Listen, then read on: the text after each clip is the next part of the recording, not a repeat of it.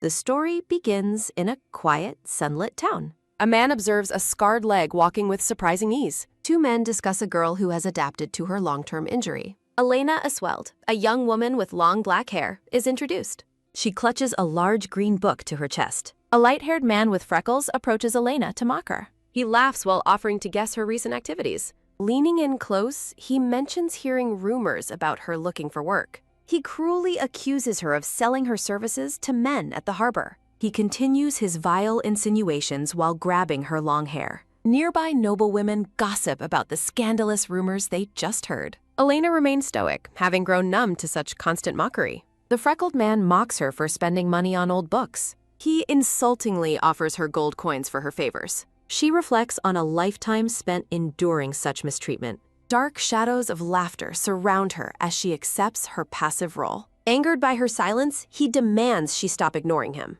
He calls out to his friend, Rello, while Elena remains silent. His face turns red with mounting frustration. He vents his fury with an aggressive shot. He lashes out physically, shoving her away in frustration. Walking away, he throws a final insult at her condition. Elena limps away alone, unaffected by the man's cruelty. The scene shifts to a formal dinner at the Asweld estate. A brown-haired man complains loudly about the quality of the meal. Melvin Asweld, the head of the family, sits at the table. His wife, Melissa, suggests firing the chef for the poor food. Lila Asweld, Elena's half-sister, agrees that the meal tastes cheap. Lila's gaze shifts as she notices Elena entering the room. Elena quietly hands a package to a servant in the background. Suddenly, a slab of meat is thrown directly at Elena's face.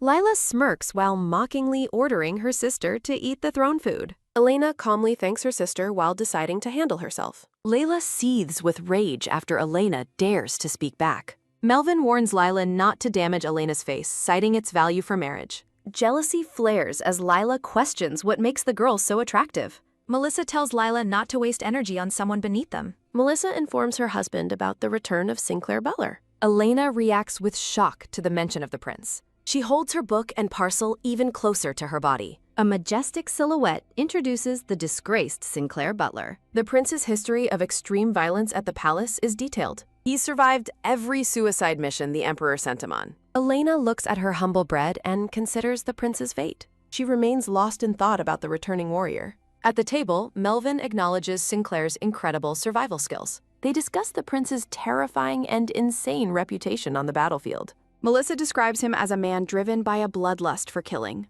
Melvin questions why the return of such a man is significant.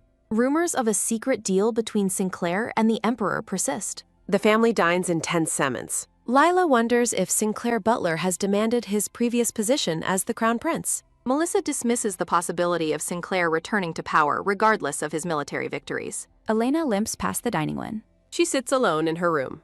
Elena eats her simple bread alone. She wonders when and to whom her father will finally decide to sell her. Horrific possibilities for her future husband cloud Elena's dark and desperate thoughts. Elena recalls her lost hope while enduring her father's violent and cruel physical abuse. Narrative text explains that her hope shattered at the moment her leg was ruined. Her mother's belongings remain tucked away. Elena feels that she has lost the very strength needed to grieve her mother. She breaks down, weeping bitterly as she clutches her mother's old, worn shoes. The moon shines on her loneliness. A new day begins at the mansion. Melvin bursts into the room shouting aggressively for Elena to face him. He demands to know what she has been doing as she reacts in shock. Melvin bellows the startling news that Sinclair Butler has finally shown up at the estate. A sudden marriage proposal shocks everyone. A mysterious blonde man approaches. Sinclair whispers that he has finally arrived to meet the young woman at last. Sinclair Butler stands regally amidst a garden of blooming and vibrant red roses.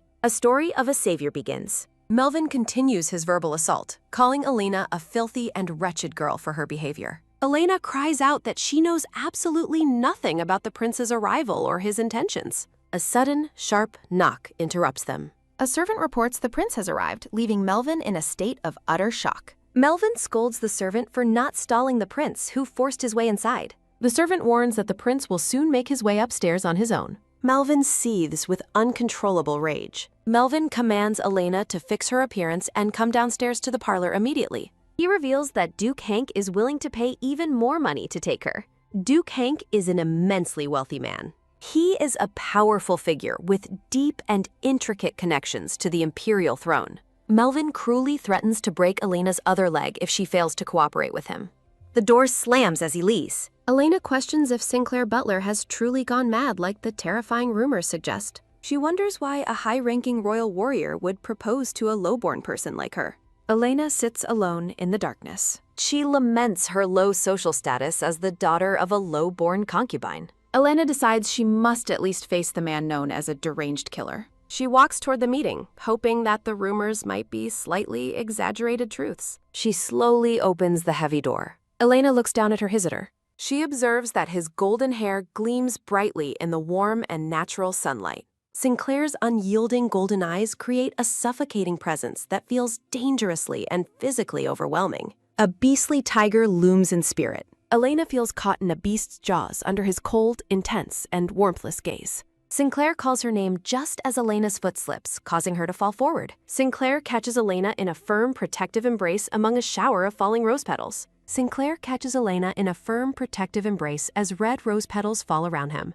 Held tightly in his arms, Elena wonders if the prince truly just caught her. Sinclair looks down with a calm, piercing gaze as he reaches toward her. Turning to her father, Sinclair commands Melvin Aswell to take his family and leave them alone immediately. Melvin stammers that he is Elena's father, but Sinclair coldly dismisses him as a bigger fool than he imagined.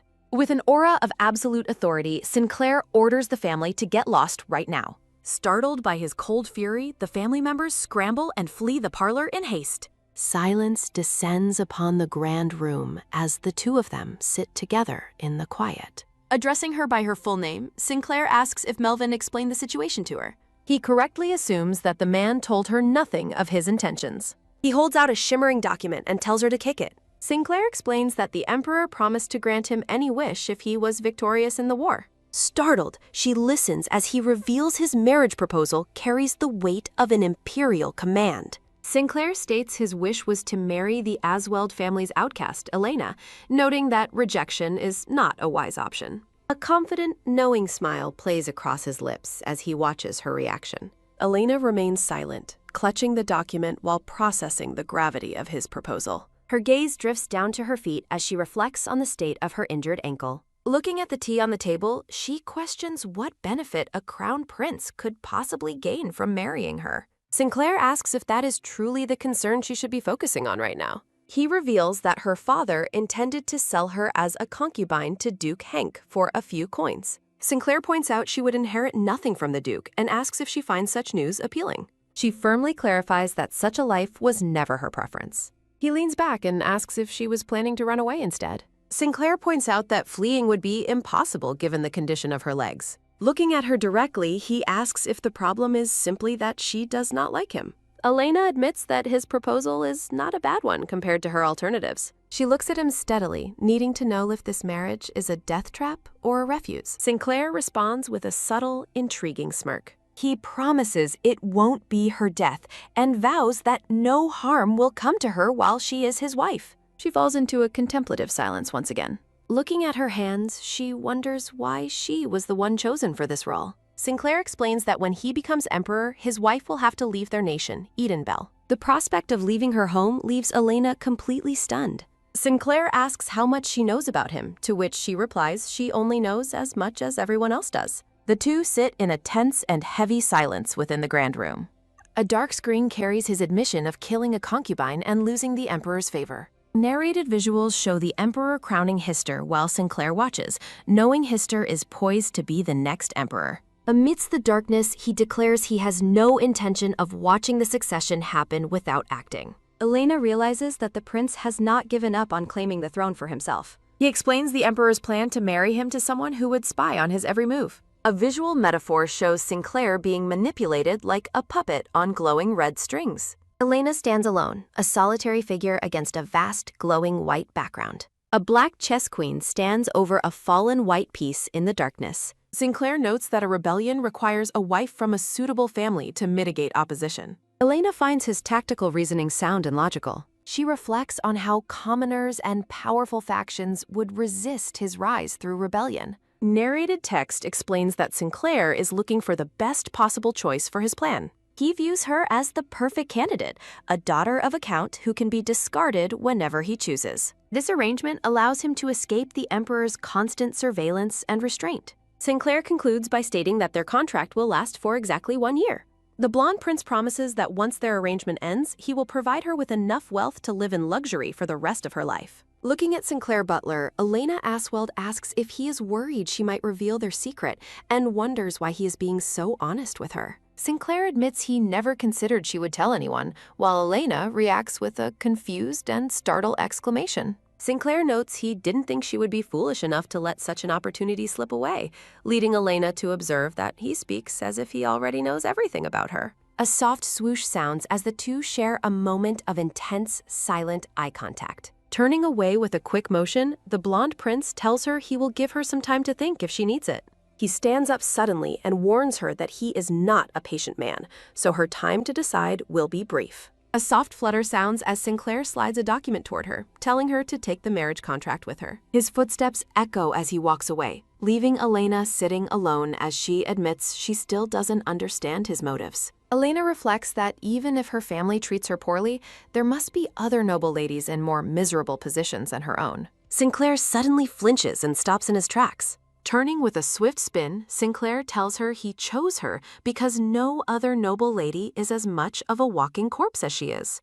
He looks back at her with a chillingly cold and intense expression. Elena responds to his harsh assessment with a short, bitter laugh. A heavy thud echoes through the grand parlor as she is left completely alone in the silence. The peace is shattered as the door is flung open with a sudden burst. Melvin Asweld storms into the room, shouting at Elena to explain why she is still holding the proposal letter and demanding to know what she said to Sinclair. Looking up from the floor, Elena explains that the prince was so forceful that she became frightened. Slap! Melvin strikes her across the face and calls her a foolish girl, followed by the sound of heavy thuds as he continues his assault. As he strikes her again, Melvin bellows that she is a half-witted idiot. Standing over her, Melvin commands Elena to send a letter rejecting the prince's proposal by tomorrow. He looks down at her with hatred and threatens to cripple both of her legs if she fails to obey him. The scene shifts back to Elena's dark and sparse bedroom. A soft sound follows her hand as she reaches out to touch her own reflection in the mirror. She gazes deeply into her own blue eyes. Elena reflects that while some might consider her beauty a blessing, to her, it has been nothing more than a lethal poison. She recalls a dark moment from her past when she considered scarring her own face to avoid being sold off by her father. A memory of Melvin emerges as he dared her to try it. He cruelly threatened that the moment a single blemish appeared on her face, he would dig up her mother's grave. He mocked her grief, asking if she didn't miss her mother and vowing to bring the woman's remains to her himself. Elena's hands tremble in the memory, marking the exact moment she abandoned all hope. Clatter! The knife fell to the floor as she realized there was nothing she could do, not even take her own life. Returning to the present, she whispers to her reflection that accepting the prince's proposal might be her best option. She realizes this path would allow her to destroy Melvin's political influence, which he built through his connections to the throne. She resolves that if she can endure for just 1 year, she will finally be able to leave the nation of Edenbell behind. She looks at her reflection with a sense of grim finality, thinking she might die regardless of her choice. A sad, hollow laugh escapes her lips. Elena weighs the choice between dying by beheading or being sold off as a slave for a dowry, questioning if there is any real difference between the two. She turns her gaze toward the window, as a new thought takes hold. She takes a slow, deliberate step on her scarred foot. Bright sunlight fills the room as she looks toward the outside world. Elena stands quietly by the window, framed by the greenery of the garden. Night falls over the grand estate, casting the buildings in deep blue shadows. On a balcony under the stars, Sinclair Butler stands alone in thought. He recalls the moment in the parlor when Elena admitted she didn't understand why he chose her. He remembers her saying there must be more miserable ladies than her, which led him to ask if she was planning to run away. Sinclair's memory continues to his harsh remark that fleeing would be impossible given the condition of her legs. Gripping the balcony railing, he reflects with regret that he shouldn't have spoken to her so cruelly. The blonde warrior looks out into the night with a somber and pained expression. Sinclair resolves that this time, he will be the one to save her. peaceful lands where grains and fruits ripen. Tension rises within the imperial palace. Sinclair Butler exudes a cold, formidable presence. Schuler observes the prince's severe expression. The knight notes the public curiosity. Rumors regarding Sinclair's wish will soon spread. Sinclair questions if the proposal was delivered. Schuler regrets not accompanying the prince. Sinclair reviews a report on his past. Sinclair reads about the death of Elena's mother. Schuler details Elena's childhood leg injury. The cause of the injury remains speculation. The injury forever darkened her personality. Sinclair disagrees with the knight's support. He denies the Asweld family's direct fault. Sinclair dismisses the knight for the evening. Schuler avoids the prince's sour mood. A soft thud sounds as Sinclair sits alone. Sinclair reflects on his encounter with Elena. A portrait of the beautiful lady Elena. The prince focuses on her distant gaze. The scars on her ankles are revealed. Sinclair looks on with deep contemplation. Sinclair curses in a moment of frustration. Dawn breaks over the grand estate. Elena wakes after a long night. She laments her total lack of sleep.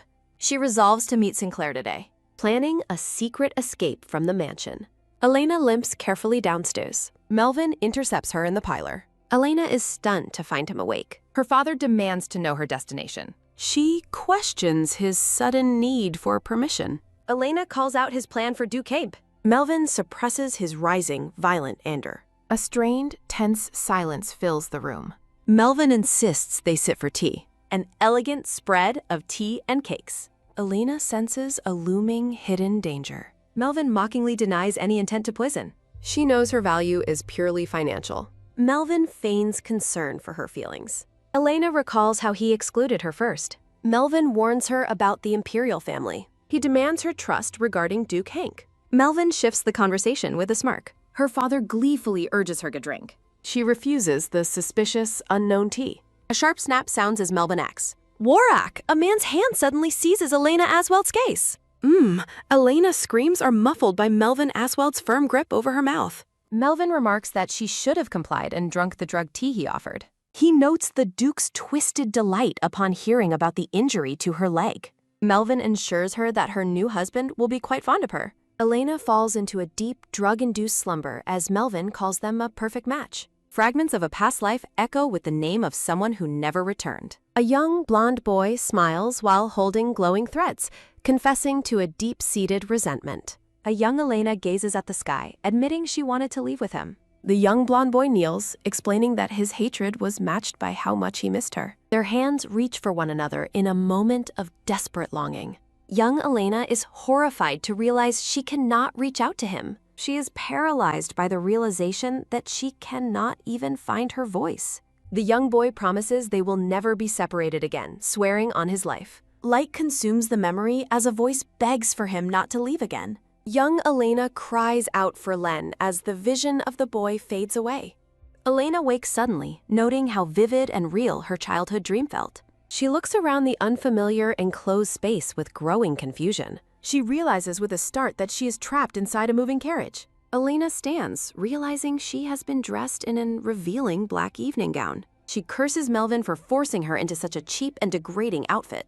Her anger flares as she struggles with high heels on her scarred ankles, feeling like livestock. A carriage speeds across the countryside toward the territory of the Hank Duchy. Panic sets in as Elena searches for a way to escape before they arrive. She tries to open the carriage door but finds it securely locked. She pulls back the curtain only to find the window has been boarded up. She rattles the handle, hoping the door might eventually give way. A sudden dry cough from outside confirms someone is guarding her from the other side. She remembers that there is a coachman steering the vehicle. Elena calls out to the man outside, begging for a moment to rest. The coachman refuses, citing the Count's orders to keep the door sealed until they arrive. He laughs cruelly, telling her the Duke will deal with her once they reach the mansion. Despair washes over her as she realizes even the servants are complicit in her father's cruelty. A memory of the young boy surfaces, promising to protect her from harm. The boy's bright, happy face shines in her mind during her darkest moment. She wonders why she is thinking of Len when she is completely alone and defenseless. Arg! A sudden, agonizing scream erupts from the coachman outside the carriage. Kong! The carriage jolts violently, throwing Elena to the floor as it comes to a stop. Trembling, she wonders if thieves have intercepted the carriage in the woods. She prays that whoever is outside will simply open the door and set her free. She bangs on the walls, shouting for help and begging to be released from her cage. A calm, familiar voice greets her by name from just outside the carriage. The carriage door is suddenly flung open, revealing the figure standing in the light. Sinclair Butler, clad in dark armor, offers her a cool and composed greeting. He steps inside, reminding her he never authorized her to marry anyone else. The blonde warrior looms over her, his presence dominating the small carriage interior. He leans in close, asking her if she has already forgotten his proposal. The scene shifts to a magnificent, sun-drenched villa overlooking a garden fountain. Sinclair and Elena sit opposite one another in a lavishly decorated parlor. Sinclair asks if she was shocked, reassuring her that his secret villa provides absolute safety. Elena asks Sinclair how he knew to rescue her, and he mockingly questions her wit. Sinclair explains that he has been monitoring the Asweld family. Elena offers her thanks while questioning his motives, earning a sharp look from the prince. The blonde prince denies any ill intent, but Elena insists his words were painful. Looking away, Sinclair bluntly states he is indifferent to her opinion. Sinclair demands to know if she has reached a decision regarding his marriage proposal. Elena looks him in the eye and finally accepts the offer. Sinclair reveals he had intended to visit the palace before her father's kidnapping attempt. He places a marriage contract on the table for her to sign. Sinclair mentions the Emperor's joy as Elena begins to sign the official document. Elena notices the contract is backdated and asks if the error is acceptable. Sinclair reaches for the paper, explaining that the early date was intentional. Sinclair stares ahead with a cold, focused expression. He promises to become emperor soon and help her leave after their one-year contract. In the lavish parlor, Elena quietly expresses her gratitude for his assistance. Sinclair stands to leave, warning that her father Melvin will likely cause further trouble. He asks her if she noticed the importance of the Imperial seal. The Imperial crest symbolizes that Melvin has committed treason by defying a royal decree. Sinclair smirks, relishing the political trap he has set for the Count. He informs Elena that his knight will escort her home tomorrow for her belongings. Sinclair notes the villa is superior to the cramped attic she used to inhabit. Elena agrees, though she seems caught off guard by his sudden kindness. She watches him, wondering why he is lingering in the doorway. Sinclair gazes at her black gown and comments that her attire is improper. Elena blushes in embarrassment until Sinclair wraps his heavy cloak around her shoulders. Draped in the prince's cloak, Elena stands amidst a flurry of pink flowers. Sinclair smiles warmly, telling her that she is naturally beautiful without fancy clothes. The blonde prince tells her to rest well before he departs. Left alone, Elena is visibly flustered by his unexpected compliment. A rhythmic tap sounds as the prince walks down the hallway. She exhales deeply, admitting to herself that she is completely exhausted. Panic strikes as she realizes she never mentioned her attic room to him. She concludes he has been spying on her, feeling uneasy despite her safety. Bright sunlight breaks through the clouds as a voice offers comfort. Elena closes her eyes, seeking a moment of peace. Lush greenery surrounds her as she resolves to protect her savior. A vision of her childhood with the young boy Len warms her heart. The scene shifts to the Aswell estate under the dark night sky. Melvin screams in a blind fury upon learning that Elena has escaped. The terrified servant reports that Sinclair Butler was responsible for the attack. The messenger trembles, explaining how he narrowly escaped death during the carriage ambush. Melvin realizes Sinclair intentionally spared the witness to send him a warning. Cold sweat pours down the Count's face as he curses his misfortune. He mourns his ruined plans of gaining power through an alliance with Duke Hank. A loud crash echoes as Melvin flips his desk in a violent tantrum. He clutches his hair, screaming curses at both his daughter and the prince. Melvin begins writing a desperate letter of explanation to Duke Hank. The following morning, a maid frantically wakes her master with urgent news. Sinclair Butler has arrived at the front gates with a legion of guards. The blonde prince stands tall before Melvin, looking ready for a confrontation. Melvin Asweld and his family stare in utter disbelief at the arrival. Sinclair Butler addresses the Count by his full name with cold authority. Sinclair stands before Melvin, casually remarking on the pleasant weather. The blonde prince wears a smug, triumphant expression before the family. Sinclair closes the distance between himself and the startled Count. The prince's eyes shine with a cold and predatory light. Sinclair announces Melvin's arrest for kidnapping the princess consort. Sinclair produces a marriage contract bearing the official imperial seal. Melvin realizes the document state completely exposes his recent lies. Melvin internally panics, realizing Sinclair had planned this trap from the start. Sinclair gives the Count a cold and final dismissal. Sinclair explains that the marriage was legally binding since his first visit. Melvin trembles with fear as his political world begins collapsing. The Count desperately tries to argue that the contract's evidence is weak. Sinclair laughs heartily at Melvin's desperate and pathetic excuses. Sinclair mockingly asks the Count to repeat his logic about the evidence. Sinclair offers to bring out a witness to confirm the family's crimes. Elena Asweld steps out of the carriage, stunning her family into silence. Melvin can hardly believe his eyes as his daughter appears as a witness. Elena confirms the specific date the marriage contract was signed. A blonde knight corroborates that he personally verified the palace seals. The knight finds Melvin's claims of total ignorance highly suspicious. Melvin erupts in rage, calling his daughter a liar and a slanderer. Melvin points to Melissa and Lila as his own witnesses. Elena observes her family and calmly notes they are all suspects. Elena explains that Edenbell law forbids criminal suspects from testifying. Melvin shakes with a violent and impotent fury at his daughter. Sinclair offers the family a grim choice between two forms of execution. Sinclair remarks that Melvin's tastes are dark and repulsive to him. The prince wonders if Melvin finds personal pleasure in being strangled. Sinclair laughs, suggesting he could help satisfy that morbid curiosity.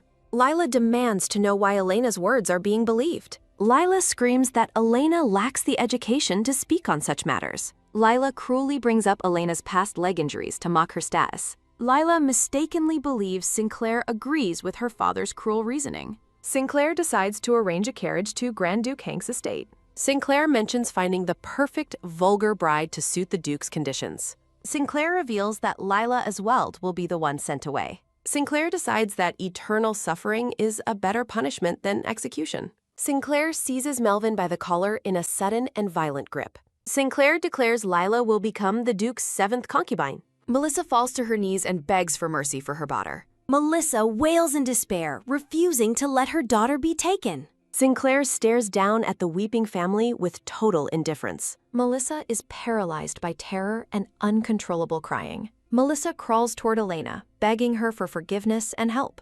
Melissa desperately asks if they have caused Elena too much trouble. Kyang! A sharp sound rings out as Sinclair handles the Count. Sinclair orders the Count to crawl and beg for his life like a fly. Sinclair drags the disgraced Count away across the stones of the courtyard. The Count and his wife collapse onto the stones in a pathetic display of submission. Melvin weeps, admitting he knew Elena was the prince's consort, but acted out against her anyway. The Count grovels at Elena's feet, desperately offering a hollow apology for his crimes. Melvin looks up at his daughter, claiming he actually loved her very much all along. Melvin grabs at Elena's skirt, pathetically claiming he was just clumsy at expressing his love. Elena pulls her dress from his grasp, coldly commanding him to let go of her. Melvin stands and points at Lila, blaming her for the bullying and demanding she kneel too. The Count forces Lila to the ground, ordering her to apologize to the sister she tormented. Melvin rips the necklace from Lila's neck, claiming her greed stole it from its rightful owner, Elena. Melvin holds the jewel out with a desperate, shaky smile, urging Elena to accept it quickly. Elena looks at the jewelry, reflecting that a person's true essence cannot be hidden by luxury. Elena casts the jewels aside, telling her father he is too insignificant to ever truly hurt her. Looking down with cold disdain, Elena tells her father she truly pities his disgusting nature. Elena declares that he is beneath her and can never hurt her again, pitying his wretched existence. Melvin begs on the cobblestones as Melissa and Lila watch their world crumble in the background. Sinclair Butler intervenes with a single sharp word, bringing the pathetic display to a halt. Sinclair orders his knight, Schuler, to imprison the family and execute them if they attempt to leave. With a sharp thud, Sinclair kicks the Count, ordering him to step aside and get out of his way. Sinclair leads Elena away to handle their business while she wonders what he means by that. Narration explains that to the rest of the world, Sinclair is known as a ruthless, deranged prince. The blonde prince looks back at Elena with a surprisingly calm and satisfied expression. Elena's bright blue eye reflects the shifting nature of her reality as she watches him. A simple confirmation rings out amidst a backdrop of soft pink roses. Elena speaks Sinclair's name as they prepare to move forward together. Clasping hands, Sinclair and Elena stand surrounded by flowers, signaling a new chapter in their lives. Elena reflects on how she finally began to match her own steps with his. Stepping over her past, Elena moves toward the estate and a life far away from her family. The pair walks together toward the future that has been waiting for them both. Within the grand parlor of the villa, the two sit down to discuss the day's heavy events. Elena closes her eyes for a moment, admitting she is completely exhausted by everything that happened. A simple thought summarizes the weight of the day's life-changing confrontations. Memory panels reflect Elena's internal flood of anger, disbelief, satisfaction, and a strange sense of emptiness. Sinclair tells Elena she only needs to say the word if she ever wants her family executed. Sinclair notes that living on after losing everything is likely a much worse hell for them. A final realization hits that their own insatiable greed has guaranteed their ultimate misery. Elena notes that Melvin's plan to align with the Emperor has been utterly devastated by her marriage. Elena points out Sinclair's poor relationship with the Emperor, and he remarks on her fearless boldness.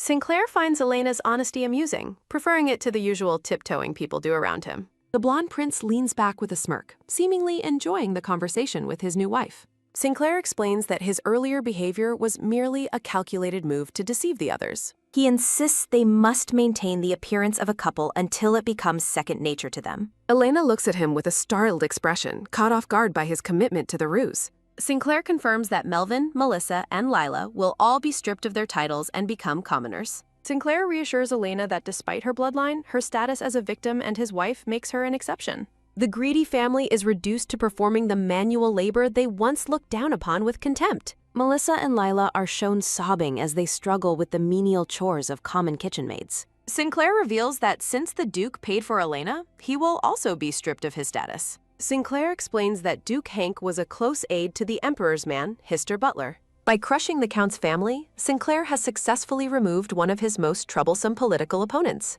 Elena wonders if Sinclair's real goal was never to help her, but something much more cold and calculated. Sinclair murmurs something barely audible to himself. Sinclair dismisses Elena's question, claiming it was nothing important. Elena asks Sinclair if she could request a special favor. Elena asks for her mother's grave to be moved. Elena recalls her father's past threats regarding her mother's resting place. Sinclair notes the grave is her responsibility, making her feel hesitant. Elena's blue eyes widen in a moment of sudden surprise. Sinclair offers his hand, promising to return her rightful inheritance. Sinclair points out the vast wealth she stands to gain. Sinclair mockingly remarks on Melvin's desperate hoarding of gold and jewels. Elena finds herself laughing out loud at the ironic situation. Sinclair notes her charming laugh, making her blush in embarrassment. Sinclair tells her she should try to smile more often. Sinclair wonders about the small suitcase she retrieved from the attic. Elena prepares to show the contents she values above gold. She reveals worn baby clothes and her mother's old shoes. The suitcase also holds a tattered diary and old books. Elena pulls out a small box, piquing Sinclair's sudden curiosity. A soft click sounds as she carefully opens the tiny case. Sinclair's expression turns serious as he gazes at the item. A simple, glowing ring rests inside the small jewelry box. Elena admits the modest ring never really suited her style. Sinclair questions if she kept it only for its monetary value. Elena confesses she was once very foolish and deeply naive. A young boy from her past promises to always recognize her. The children share a secret promise under a bright golden light. Elena realizes she knows almost nothing about the boy named Len. An awkward silence settles between the two in the grand room. Sinclair asks why she has suddenly become so quiet and distant. Elena asks for the exact date of their upcoming wedding. Sinclair schedules the ceremony for next week and prepares for departure. A beautiful, tiered blue gown is presented for her final selection. Sinclair describes the palace that will soon become her new home. He reassures her that she can stay within the palace walls. Elena clarifies that she will be his wife, regardless of contract. Sinclair coldly asks what that fact is supposed to change. Elena declares her full commitment to fulfilling her royal duties. Elena decides to use her new status to gather political intelligence. Sinclair promises her complete freedom and wealth after 1 year. Sinclair's gaze lingers on her as he begins another thought. Sinclair looks away, appearing deeply conflicted by her sudden determination. Sinclair wonders why she insists on helping him after everything. Elena acknowledges that P has helped her achieve her vengeance. Elena knows his motives were political, but she remains grateful. Elena feels a genuine desire to repay his unexpected kindness. Sinclair tells her to simply focus on being his royal consort. Sinclair stands to leave, intending to meet with the Emperor. Sinclair stops to ask if her leg can ever truly heal. Elena confirms that all doctors have said there is no hope. Sinclair looks back at her with a silent and thoughtful expression. Sinclair asks if she is worried about him. The horse stands in the courtyard. Sinclair reflects on her desire to repay his kindness. Sinclair considers that he is the one in her debt. A warning not to risk her life again. Sinclair looks toward the lit libus. Moonlight illuminates the silent palace grounds. A maid is startled by the prince's sudden arrival. A firm hand grips the latch to Bahal. A guard asks if his visit was officially announced. Sinclair seethes with a cold, terrifying purple energy. A sharp gasp escapes the guard under his presser. The guard quickly retreats to let the prince pass. Sinclair strides into the throne hall. Sinclair offers a formal greeting to the aging emperor. Sinclair announces his plan to marry Elena Asweld. The emperor finds the arrangement acceptable and permits it. The emperor questions the fate of the remaining family. Sinclair refuses to accept any gratitude for his actions. Enraged, the emperor claims the prince overstepped his bounds. Sinclair questions his father about his long-held dream. Sinclair reminds the emperor of his desire for authority. Memory panels reflect the noble's disdain for the emperor. Narration describes the emperor buying the noble's loyalty. Sinclair asserts the power of his own royal blood. Sinclair details the kidnapping and sale of his bride. Sinclair explains how the attack insulted the entire monarchy. Sinclair warns that the crown prince's wife could be next. The emperor demands to know if this is a threat. Sinclair wears a sharp, knowing smirk. Sinclair claims his actions protect his father and brother. The emperor trembles with rage at the prince's insolence. The emperor realizes how skillfully the prince has outmaneuvered him. Sinclair looks on with calm satisfaction. The emperor admits reinstating the titles is now impossible. Sinclair mockingly urges the unwell emperor to get rest. Sinclair turns to make a vexit.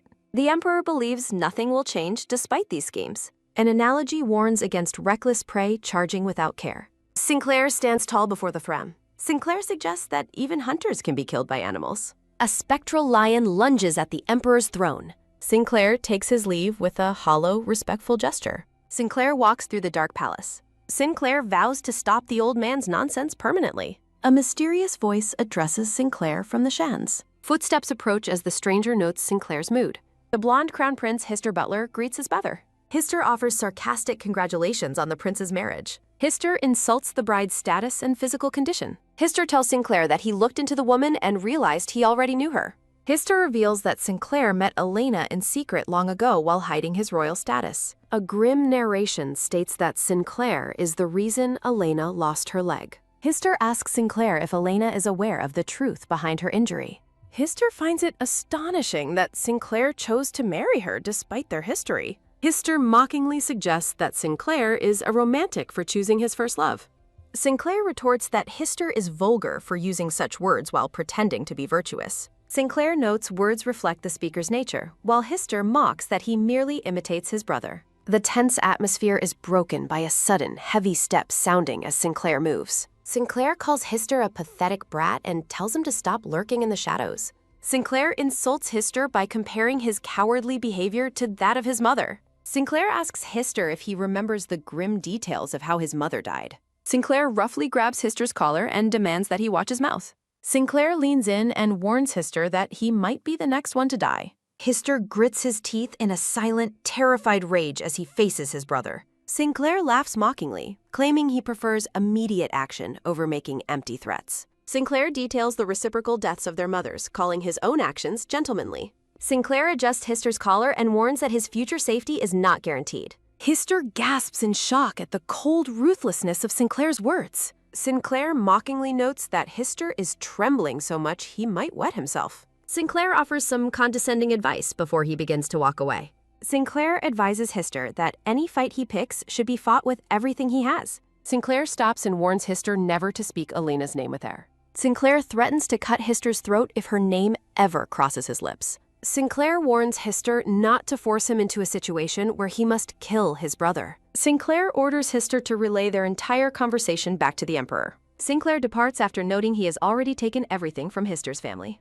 The night air sparkles with a cold and foreboding blue energy. Hister wonders internally if Elena truly is Sinclair's long-lost first love. His frustration boils over as a hard, solid thud echoes against the wall. Sinclair questions himself about the true depth of his feelings for Elena. A sharp snap sounds as the children's hands are forced apart by their pursuers. Young Sinclair screams out for Ellie as they are separated in the woods. Sinclair walks alone through the silent palace grounds into the darkness. A moment of quiet transition follows the intense and violent confrontation. Bright morning light filters into Elena's lavish and peaceful villa bedroom. Elena reflects on how she has let her guard down in the comfortable villa. The maids politely ask Elena if her breakfast meal suits her personal tastes. Elena decides to spend the morning going through her few packed belongings. Elena prepares to discard any items that she no longer deems necessary. Elena looks at the modest ring and wonders what she should do with it. Elena recalls a moment from her past when she retrieved the discarded ring while crying. Elena questions what she is still expecting from a past that means nothing now. An escort knight named Schlar introduces himself and greets Elena warmly. Her thoughts are interrupted when a quick chime sounds as the knight asks her to wait. Schlar politely apologizes for his sudden and unannounced arrival at the villa. Elena asks the knight if there is something specific she needs to see. A massive mountain of colorful gift boxes is revealed to fill the entire room. Schuyler explains that Sinclair gave very firm instructions regarding these many deliveries. A stunning purple gown and matching accessories are presented as Sinclair's special gifts. Elena looks concerned as a narration notes Sinclair would never let anyone escape his reach. The brown-haired knight leans in to whisper a secret message into Elena's ear. A light-hearted moment follows as the knight laughs while Elena remains wide-eyed and surprised. Elena covers her mouth while letting out a soft and elegant giggle. The knight explains a wardrobe specialist is arriving soon and offers his help, but Elena insists the current gifts are already more than satisfactory. The knight remarks on the exhausting journey, and Elena offers him tea, which he considers a great and unexpected honor. Elena personally serves the knight a popular tea, and he accepts the gesture with deep gratitude and humility. Her attention is caught by a sudden quick click sounding as a ring slips from her grasp. A sharp, ringing clink echoes as a gold ring and its box fall to the floor. The knight watches with a start as the small ring rolls across the marble. After retrieving the jewelry, the knight admires the beautiful ring while Elena confirms its significance. The knight asks about the ring's origin, and Elena explains it was a long-ago gift with an unknown history. The knight asks if the giver kept the details secret, and Elena explains she couldn't match the inner seal to any family in Edenbell. The knight rests a hand on his chin, looking deeply thoughtful and concerned. The knight reveals the ring actually belongs to another empire, leaving Elena visibly stunned. Elena gazes at the ring with newfound wonder as the morning light sparkles around her. The knight apologizes for forgetting the specific empire's name, but Elena reassures him that no apology is necessary. Internally, the knight realizes why Sinclair chose Elena, noting that the prince even gave her a precious relic from his own mother. A vision of a dark fortress appears behind the ring as narration explains it represents the seal of the late empress's fallen kingdom. The knight sips his tea while thinking that leaving these hints is a bold move on his part. Narration observes that both Sinclair and Elena seem haunted by a shared past of regret and loss. The knight announces the maid's arrival through the golden frame doors as Elena acknowledges him. A quick, respectful bow sounds as the knight takes his leave from the villa. Surrounded by busy maids, Elena reflects on her preoccupation with preparation, while the servants marvel at how perfectly every dress fits her. The sunlit gardens are transformed into a breathtaking venue filled with flowers, music, and wedding guests. Dressed in a stunning black gown, Elena listens as the maids exclaim that she looks truly beautiful today. The maids eagerly anticipate the guests' amazement at the bride's striking and unconventional appearance. Elena offers a gentle and subtle smile while wearing her intricate floral hair ornaments. Elena humbly apologizes for her lack of experience, which leaves the red-haired maid looking quite flustered and shocked. The red-haired maid's heart is touched by Elena's surprising and genuine kindness. The maids are completely bewildered when Elena invites them to sit and eat as her equals. The maids are left in shock after Elena personally sees them off at the palace entrance. Moved to tears, the two maids vow to serve Lady Elena with every ounce of their devotion and hearts. A maid offers Elena a glass of warm water to soothe her nerves, receiving a quiet thank you in return. While drinking, Elena wonders if her internal panic and nervousness are visible to everyone in the room. The grand spires of the cathedral stand tall and imposing against a clear blue sky. Gossiping nobles fill the hall as narration notes that the event highlights Sinclair's diminished royal status. Elena worries that her presence and status might cause the others to mock Sinclair even more. Elena notices that Sinclair specially provided low-heeled shoes to accommodate her injured leg, though she still fears walking in public. A sudden, firm grip sounds as Elena clutches her hands, determined to hide her insecurities from the crowd. Sinclair enters the room and asks if they are ready, startling the maids and his bride. Sinclair stands tall and regal in a majestic black ceremonial suit adorned with intricate gold embroidery. Elena's eyes widen in awe as she takes in the prince's striking and handsome transformation. A vision of a traditional white wedding reflects the imperial promise to serve the people. Narration notes that the imperial family has formally refused to acknowledge Sinclair's union by forcing him out of the traditional white attire. Sinclair tells Elena she will be the star today, despite his attempt to steal the spotlight, and she wonders if he is paying her a compliment. A shadow falls over Elena's face as she looks down with a somber and pained expression. A maid announces the start of the ceremony, and Sinclair calmly acknowledges the signal to depart. A soft, quick swish sounds as Sinclair reaches out his hand for his bride. Surrounded by blooming lilies and soft petals, Sinclair pulls Elena into a protective and intimate embrace. Sinclair pulls Elena close and explains that, as his precious wife, he must put on a proper show for their audience. Surrounded by a floral display, Sinclair looks satisfied while Elena appears dazed by the sudden intimacy. A light rustle sounds as Sinclair reaches out toward his bride's neck with a small, knowing smile. Low murmurs ripple through the crowd of gossiping nobles as the wedding ceremony begins in the sunlit garden. Defying tradition, Sinclair carries Elena in his arms through the stunned guests, determined to make a grand entrance. Elena looks up at her husband in wide-eyed shock as he confidently strides forward with her in his embrace. Sinclair notes that they are the center of attention, while Elena reflects that this situation is entirely out of her control. Sinclair leans in close, reminding Elena that the onlookers' eyes are watching their every move today. Elena realizes Sinclair isn't just seeking attention, he carried her because he knew she felt self-conscious about her injury. Amused, Elena thinks there are worse things than being seen with such a handsome man, though Sinclair questions her choice of words. Elena explains that beautiful is a far greater compliment than dashing, sparking a lighthearted moment between the couple. Amidst a golden field of flowers, Sinclair tells Elena he isn't foolish enough to misunderstand the weight of her compliment. A warm flush creeps up Elena's neck as she looks away, feeling flustered by Sinclair's intense and direct gaze. Sinclair finally reaches the white altar, still holding Elena as they face the priest waiting to begin the rite. The priest, Glenn, smiles warmly and observes that this wedding is exceptionally special in many ways.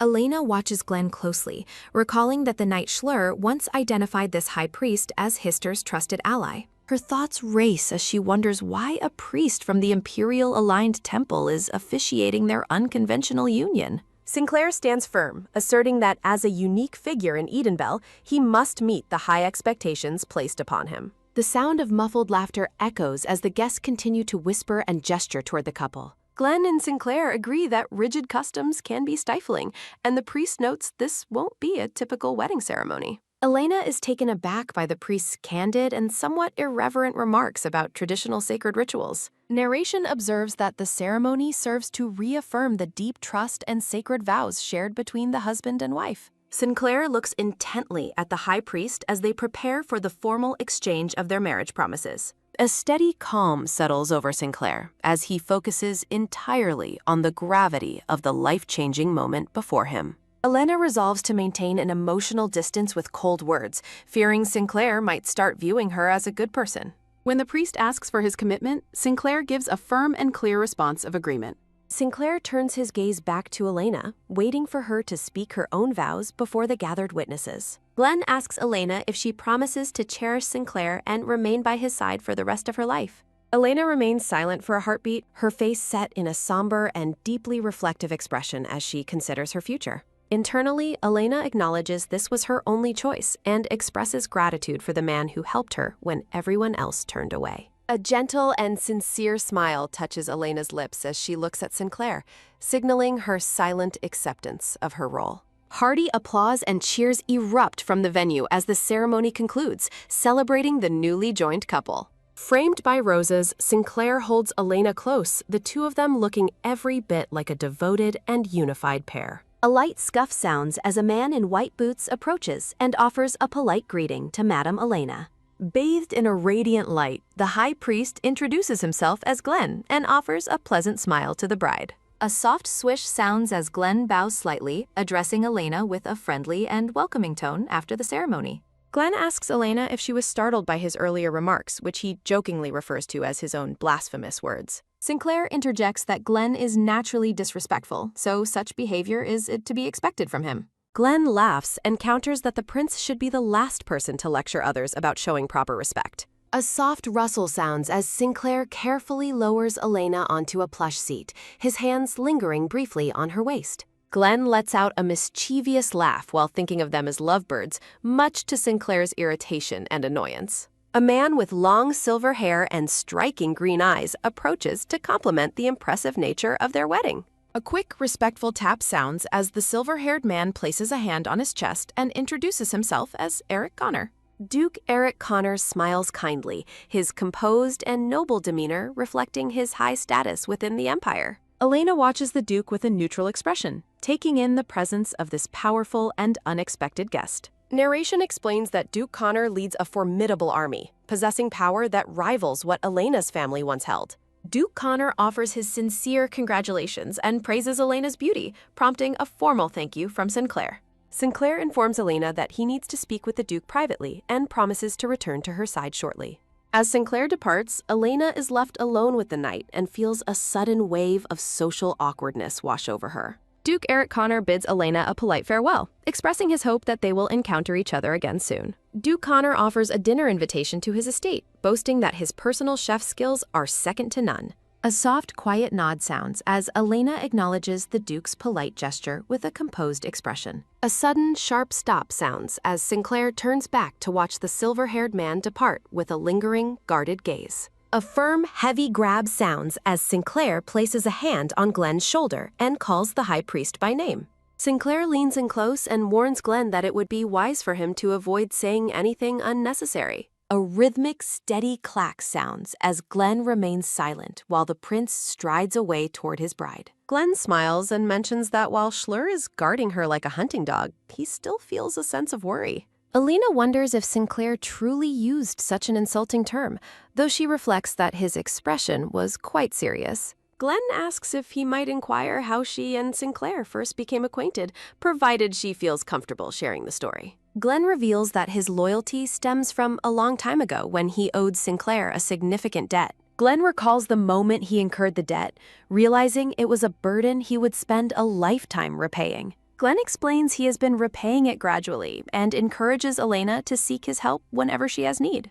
Glenn identifies himself as both a friend to Sinclair and a servant to all those the prince holds dear. Elena reflects that since she isn't someone Sinclair holds dear, she has no right to ask for the priest's assistance. Glenn notes that while Sinclair handles matters personally, an outsider's perspective can often reveal what is being overlooked. Glenn stares intently while suggesting there may be aspects of the past that she has not yet noticed. A vision of Sinclair's past shows him with a mysterious woman, hinting at secrets hidden within his childhood memories. A brisk light step sounds as Sinclair returns to the group, drawing Glenn's immediate and amused attention. Sinclair tells Elena their conversation stays private, warning that the priest could face trouble for his lingering gaze. Elena offers her thanks and promises to remember the kind and supportive words shared during the ceremony. A rhythmic, heavy gallop sounds as the carriage approaches the grand and sprawling estate under a golden sunset. Sinclair observes that the imperial family has no intention of welcoming them, a petty move he fully expected.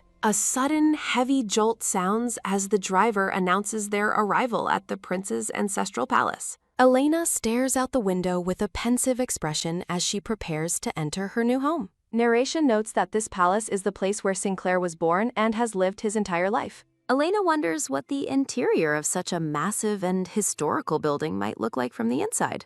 Ornate relics and hunting trophies decorate the halls, sparking questions about the palace's potential extravagance or hidden defiance. A long, low creak sounds as the massive doors swing open, revealing a vast and dimly lit entrance hall. Elena is struck by the emptiness of the grand hallways, which stand silent beneath towering chandeliers. Sinclair admits the place is empty, while Elena confesses her surprise at just how desolate the palace feels. Narration notes that despite being spotless, the lack of furniture makes the vast palace appear lonely and cold. Looking at Sinclair's somber silhouette, Elena begins to understand the solitary life her husband has endured until now. A sharp, high creak sounds as Sinclair reaches for a doorknob, noting the bedroom is just as vacant. Sinclair tells Elena to furnish the room however she likes, asserting that he doesn't mind her changes. Sinclair reminds her that for the next year, they must maintain the appearance of a perfect and unified marriage. Elena's eyes widen in shock as the weight of Sinclair's words begins to settle over her.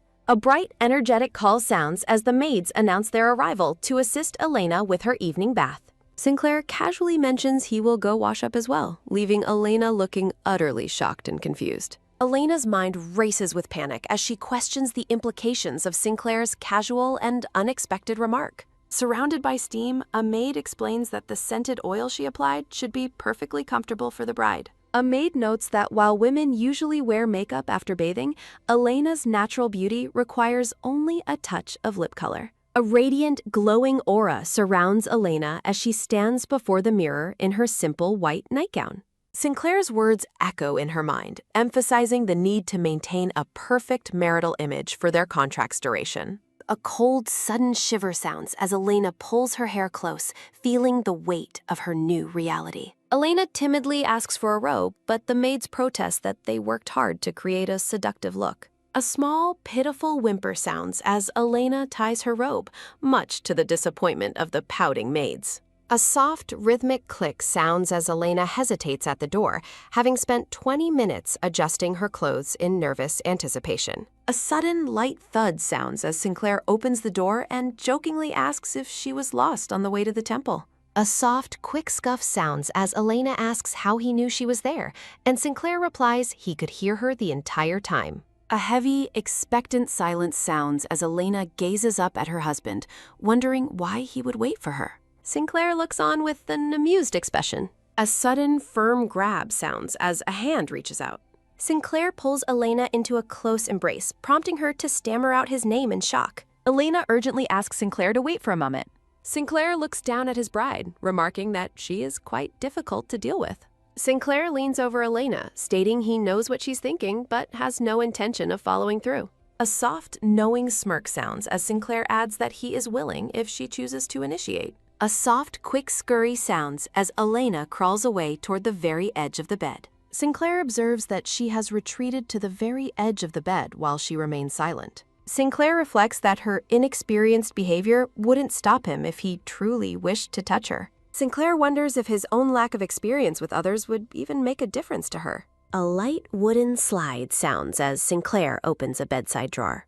Elena's eyes widen in alarm as she questions the sudden noise coming from the drawer. A sharp, quick slice sounds as Sinclair uses a small dagger to cut his own hand. When Elena asks what he's doing, Sinclair explains they must perfectly deceive everyone about their wedding night. Sinclair lets blood drip onto the sheets, calling it proof enough that they spent the night together. Elena realizes that Sinclair has actually had many previous opportunities to touch her, but chose not to.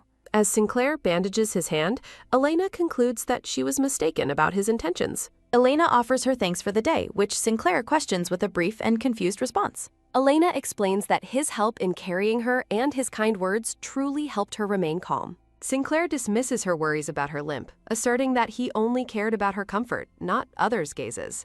Elena admits her only fear was him becoming a laughingstock for marrying a crippled halfwit and expresses her relief. Elena vows to never forget today's gratitude, even though their paths will diverge in a year's time. A long, tired sigh sounds as Sinclair lies down and closes his eyes in exhaustion. A vision of young Elena appears as she thinks that she doesn't deserve such kindness from him. Elena asks why Sinclair is staring at the wall, wishing they could talk face to face now that things are clear. Sinclair requests that she doesn't ask further, attributing his behavior to a private and natural physiological reaction. When Sinclair offers to explain why he is acting this way, Elena quickly declines the personal information. A soft, steady breathing sounds as the couple eventually falls asleep in the quiet, grand bedroom. In a flashback, young Sinclair confesses that he likes Elena more than anything in the entire world. Sinclair wonders if he smiled back then and how that smile might have looked to her. Sinclair's hand rests on the bedsheet as he remains lost in his silent, late-night reflections. Watching Elena sleep, Sinclair wonders if he is currently doing well in his role as her husband. The scene shifts to the Asweld estate, where the sound of heavy sobbing and hiccups fills the room. Lila glares with pure hatred, internally cursing Elena for being an ungrateful and troublesome girl. Narration reveals that Melvin's hidden violence plagued the Asweld family, sparing neither his wife nor his daughter. Despite the abuse stopping in public circles, Lila remained deeply traumatized by her father's cruelty. Unable to find hope like Elena, Lila instead chose to fill her empty heart with meaningless and expensive luxuries. Lila could never forgive Elena for maintaining a bright and hopeful spirit despite the violence they both faced. Layla's resentment grew because she felt Elena didn't deserve to remain unbroken despite the bullying and pain. Young Elena is described as a beautiful fairy who continued to shine like a star despite her circumstances. Lila felt a twisted sense of happiness only when Elena's legs were ruined, leaving her equally broken. Layla regained her sense of self-worth whenever she saw Elena's spirit wearing down under the pressure. Layla reflects on how different they were, standing in her fine gowns while Elena served in plain clothes. Lila once believed she stood above Elena, certain that her sister would never be able to smile again. Narration notes that everything has now shifted, shattering the dark reality Lila worked so hard to maintain. Now, Elena is flourishing alongside Sinclair, who supports her with a deep and unwavering sense of loyalty. A heavy, wet splash sounds as Layla's influence and status fall to their lowest and most pathetic depths. Lila mutters a murderous vow, promising to kill both Sinclair and Elena with her own hands. Melvin trembles in panic at the thought of being sold off as a lowly commoner at sunrise. A heavy, sudden slam sounds as Melvin Asweld curses Elena and Sinclair for his family's downfall.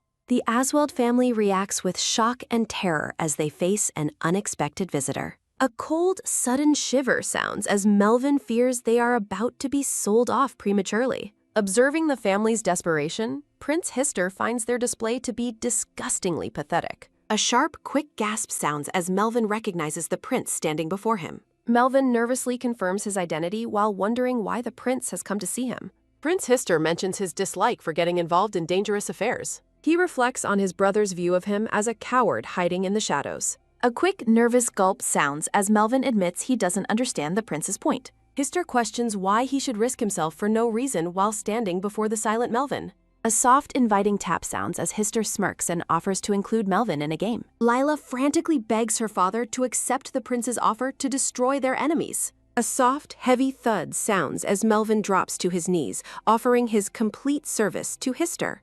A slow, rhythmic scuff sounds as Melvin crawls toward the prince, considering this his greatest luck. The prince looks down with a mocking and triumphant expression. Hister officially welcomes Melvin to his scheme as the man grovels at his feet.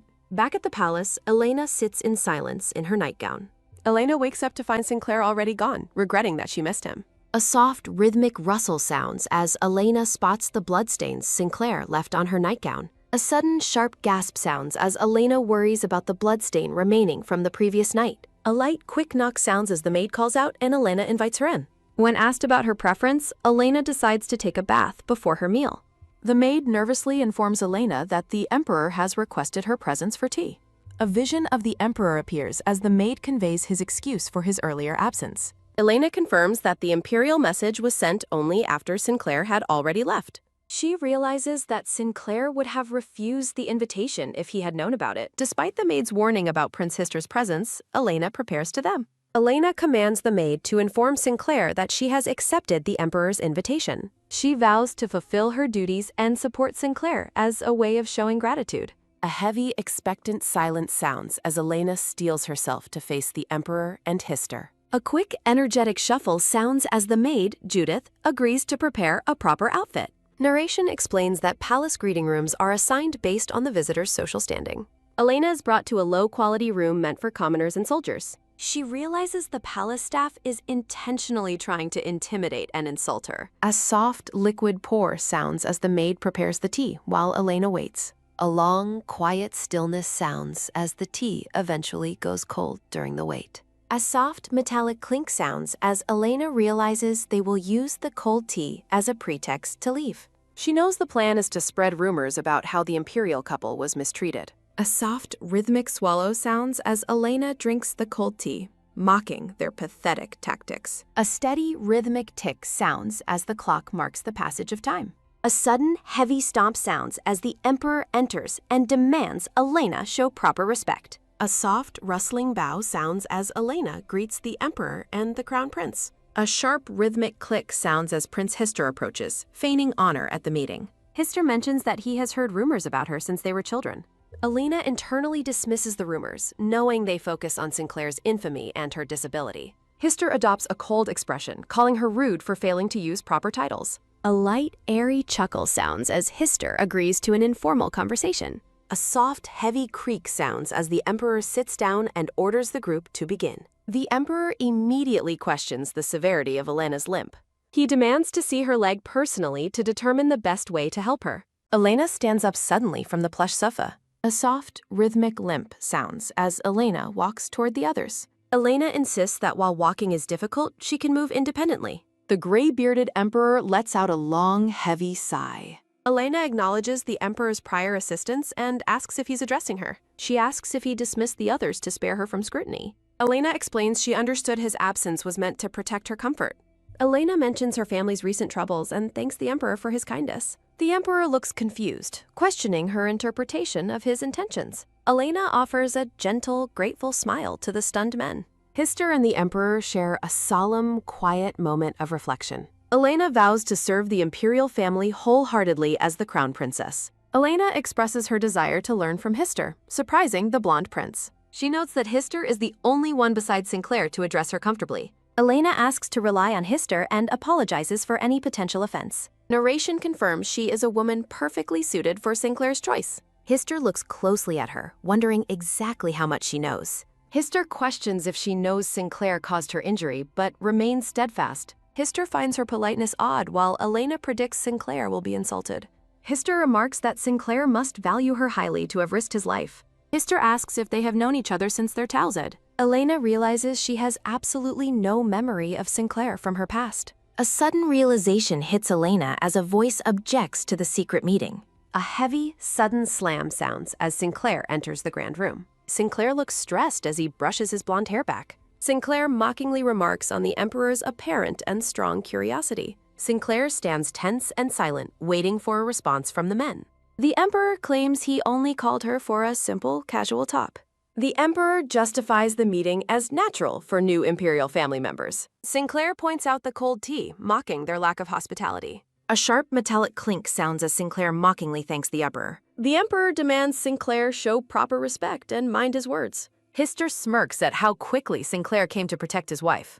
Elena remains skeptical of Sinclair's true reasons for appearing so suddenly. Sinclair claims his worry for his wife brought him there immediately. Sinclair fears Elena will be targeted just as his mother once was. Sinclair accuses them of psychological torment before the emperor shouts his name. The emperor claims it wasn't his intention and offers a formal apology. A soft, liquid ripple sounds as Sinclair reflects on the emperor's empty words. Sinclair decides to make a formal public request of the emperor. Sinclair brings up the subject of the upcoming Imperial Foundation Festival. The emperor looks visibly shaken as Sinclair watches with a subtle grin. Narration explains the importance of the festival's traditional and holy ritual. Hister asks for clarification on what Sinclair is suggesting with this proposal. Hister recalls that Sinclair used to lead this ritual as crown prince. Hister suggests that presiding again would silence rumors of Sinclair's disgrace. Hister argues that the ritual would unify the house and move them forward. Hister asks for Sinclair's opinion while plotting his own internal scheme. Sinclair wonders if Hister is targeting Elena as his greatest weakness. Sinclair senses a dangerous trap hidden within Hister's seemingly perfect offer. Sinclair reflects that he would not have hesitated if he were alone with nothing left to lose. The blonde-haired man notes that everything has changed for him now. Elena gazes at the blonde man with a somber and attentive expression. Sinclair clenches his hand against his leg, fearing that a failed coup would leave even Elena's life in danger. Sinclair informs the other men that he agrees to their terms. Sinclair declares he will take charge of the ritual as it was once his duty, and Prince Hister agrees. Hister says Elena must endure the ceremony too, and while Elena agrees to do her best, a sudden heavy stop sounds as Sinclair interrupts. Elena wonders why Sinclair looks so distressed. A soft, quick tap sounds as Hister mockingly apologizes for forgetting Sinclair's warning about speaking the princess's name. A heavy, sudden slam sounds as Sinclair stands up abruptly, startling Elena. Sinclair announces their immediate departure, warning that staying longer for this reunion between brothers will not end well. Sinclair warns the men to never again scheme behind his back to summon the princess while he is away. Sinclair tells them to send a messenger next time and demands they never serve him lukewarm tea again. Sinclair calls out to Elena, and she responds to him. A soft, rhythmic limp sounds as Elena follows Sinclair out of the room. A steady, heavy stomp sounds as Sinclair walks toward the exit. Sinclair mockingly remarks that the poor seating arrangement is a perfect fit for a brother born to a low-born concubine. Sinclair notes such treatment is natural from those in higher positions, while Hister watches him leave. A soft, rustling bow sounds as Elena politely thanks the Emperor and Hister for the tea invitation. A sudden, sharp pull sounds as Elena grips Sinclair's sleeve to stop him. Elena feels a desperate need to leave before Sinclair says anything more damaging. Elena looks at the blonde man and wonders about his vats. Narration observes that Sinclair is still human despite his cold exterior. Narration explains that Sinclair likely feels the shame of showing his vulnerabilities to people he must interact with. Sinclair walks ahead, appearing to carry a heavy burden on his back today. Sinclair stops and turns back toward Elena. Sinclair asks if she is feeling unwell, and she quickly denies it. Sinclair begins to ask another question. A soft, heavy squeeze sounds as Sinclair clenches his hand, asking if her legs are hurting. Elena shakes her head, clarifying that the pain is not the issue. A soft, inviting tap sounds as Elena reaches for Sinclair's hands. Elena takes Sinclair's hands into hers with a gentle smile. Elena asks if they should take a short walk together. Sinclair gazes at Elena with a serious and intent expression. Elena asks if they can continue their walk just like this for a little bit. Elena questions if they should maintain the appearance of being a perfect couple. Sinclair looks at her, internally wondering if that is truly her reason. Sinclair agrees to walk together as she suggested.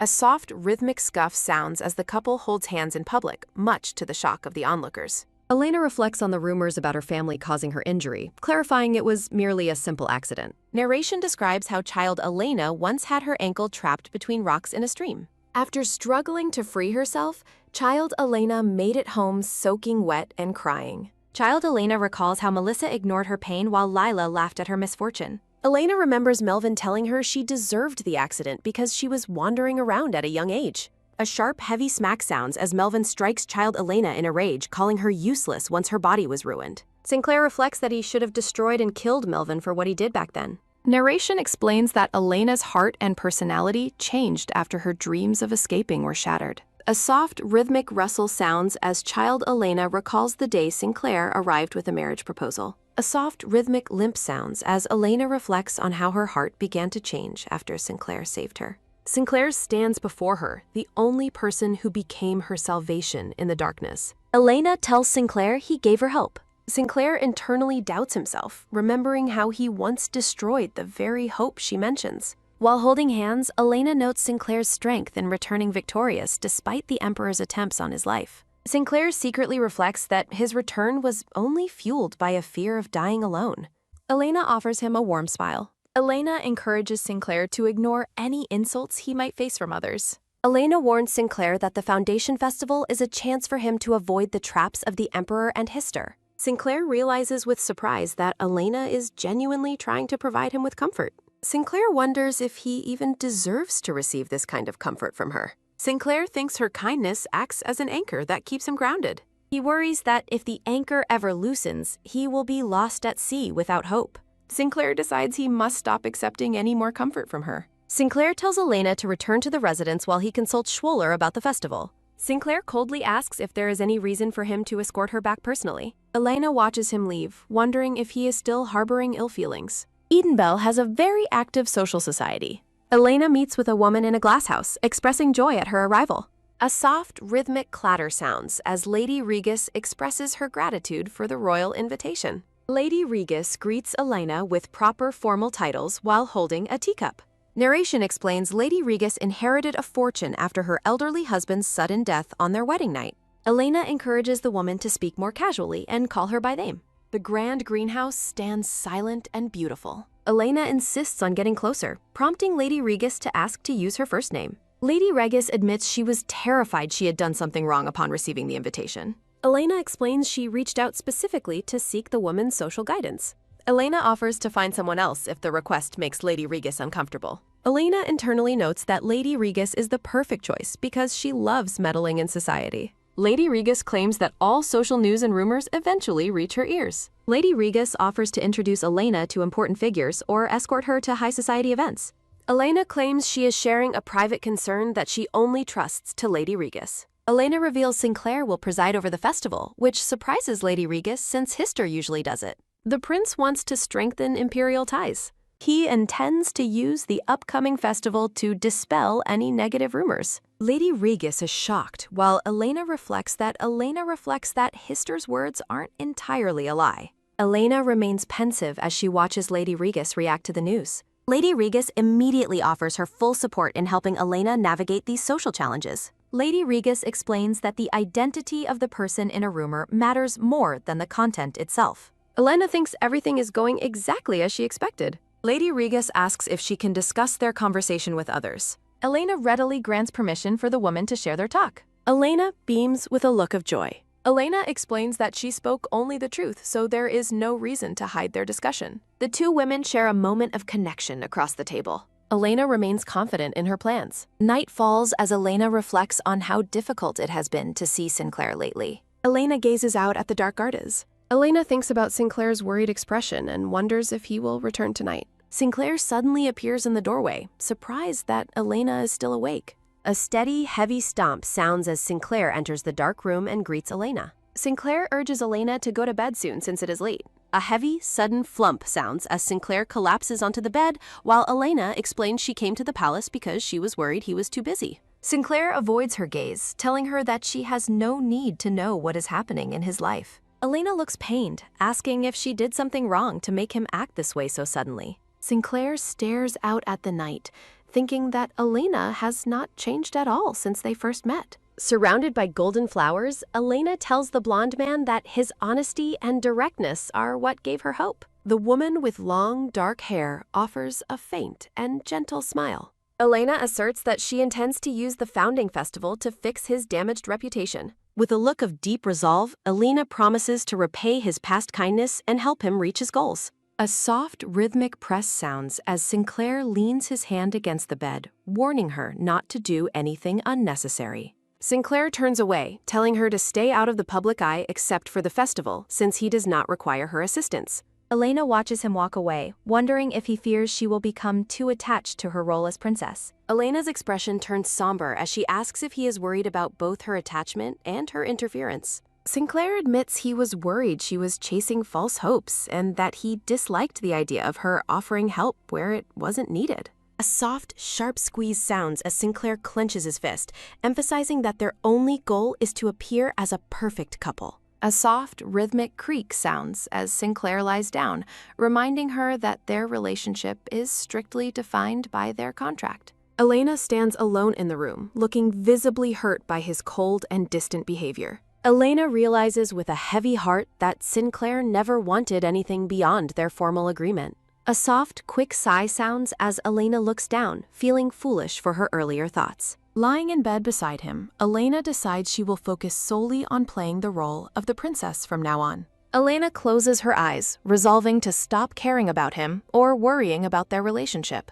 Narration observes that Sinclair is now treating her with the same cold indifference. Sinclair lies awake in the dark room, staring blankly into the distance. In a dimly lit stone tunnel, a man asks if the preparations for the upcoming event are progressing. A lantern glows in the darkness as another person confirms they are doing their absolute best. The vice minister warns that if fate dictates it, death is inevitable, and any small mistake will result in severe injury. Hister, wearing a red military uniform, stands near the vice minister, feeling relieved that everything has been prepared so thoroughly. The blonde man in the red uniform remarks that Hister is being far too kind with his praise. Hister notes that the gods will surely be with him, and a soft, rhythmic bow sounds as the minister agrees.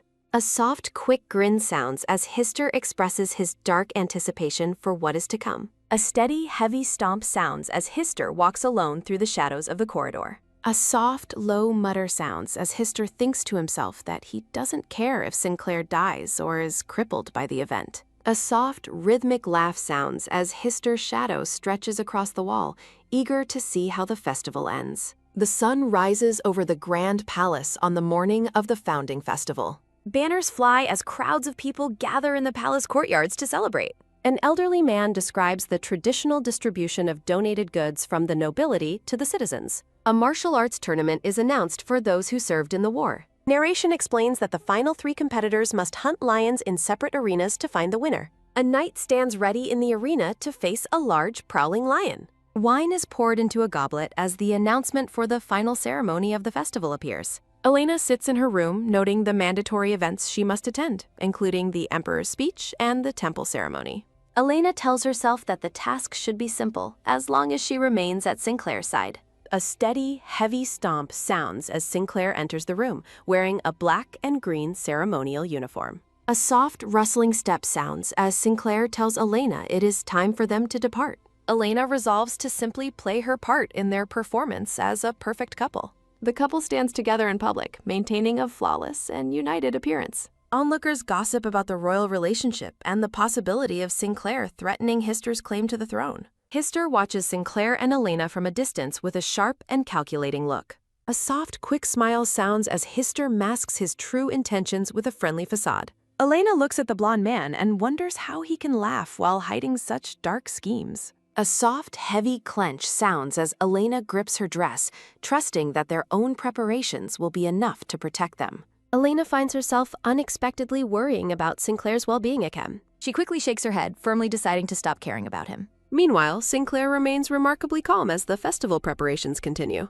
Sitting beside him in the hall, Elena resolves to clear her mind. Large crowds gather at the palace for the start of the prestigious festival. Elena notices a lonely, freckled boy and wonders about his identity. She continues to watch the young boy sitting alone among the nobility. Sinclair identifies the child as Chaz Butler, the overlooked last prince. Elena reflects on how Chaz is treated poorly, much like Sinclair's past. Sinclair warns Elena not to stare as the emperor begins his speech. Maids discuss relief supplies and remind Elena of her temple ritual duties. Elena insists on overseeing the supply distribution as her personal responsibility. A maid reveals that Sinclair was the largest donor after the emperor.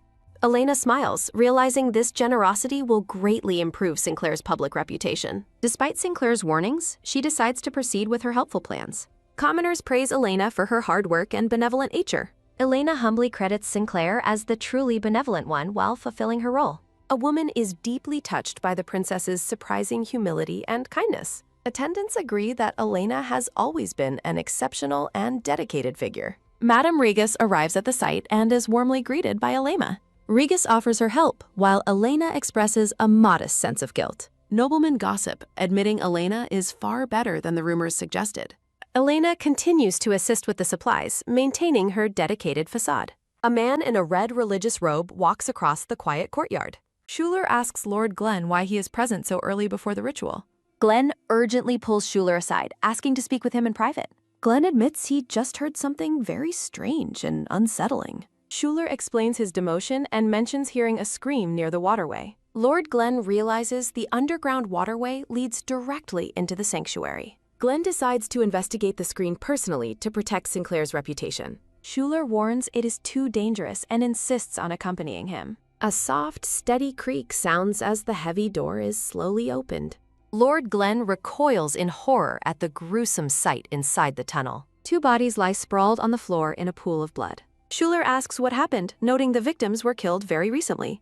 Glenn kneels to examine the bloodstains while feeling a dark foreboding.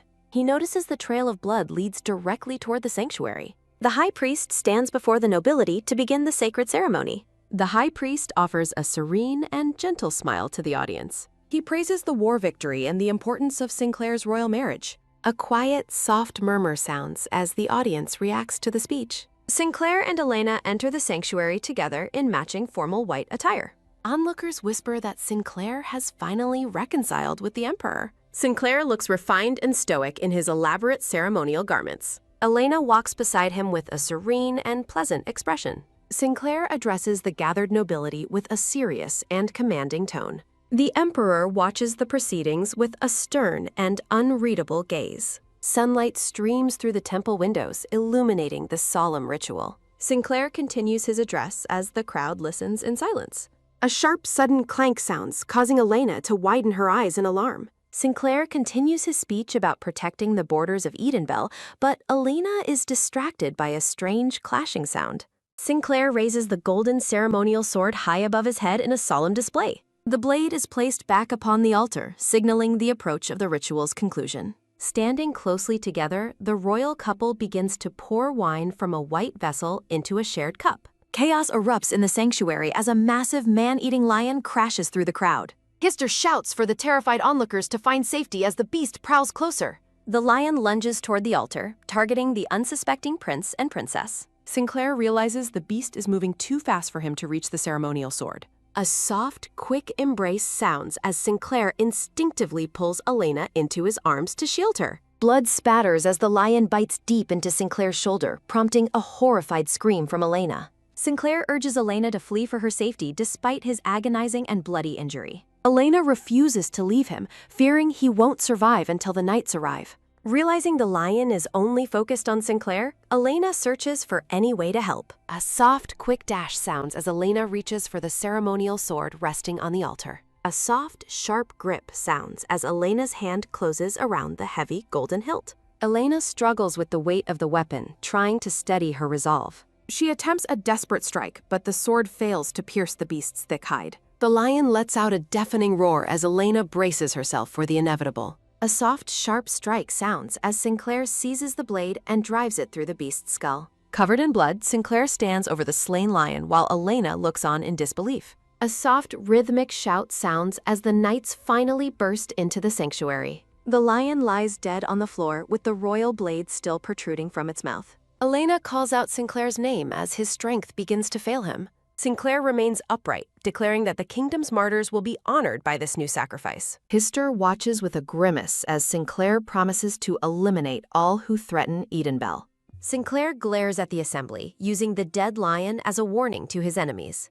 The blood-stained prince stands victoriously before the silent and stunned nobility. A soft, rhythmic clap sounds as Madame Regis begins to applaud the prince's bravery. The entire hall erupts into cheers, celebrating Sinclair as a true hero of the Empire. Hister realizes bitterly that his trap has only served to strengthen Sinclair's public image. Narration observes that the couple has successfully turned a disaster into a political triumph. Hister notes the way Sinclair protected Elena, concluding that the princess is his true weakness. The blonde man smiles wickedly, plotting to use Sinclair's feelings for Elena against him. In the quiet of the bedroom, a doctor carefully treats Sinclair's mangled shoulder. The doctor warns that the injury was nearly deep enough to cost him the use of his arm. Sinclair is ordered to remain in bed under the influence of strong painkillers. Elena assures the doctor that she will take full responsibility for Sinclair's recovery. A soft, rhythmic bow sounds as the doctor departs to prepare the necessary medications.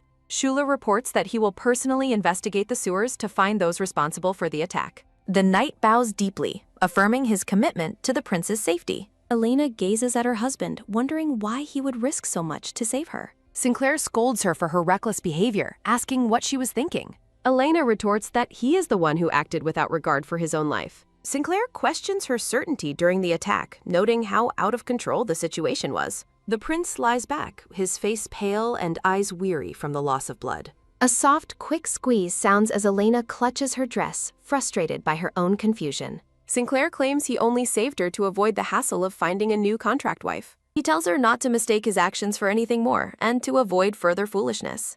A soft, quick pause sounds as Elena reminds him that he called her by a nickname during the crisis. Sinclair dismisses her claim, insisting she must have misheard him in the heat of battle.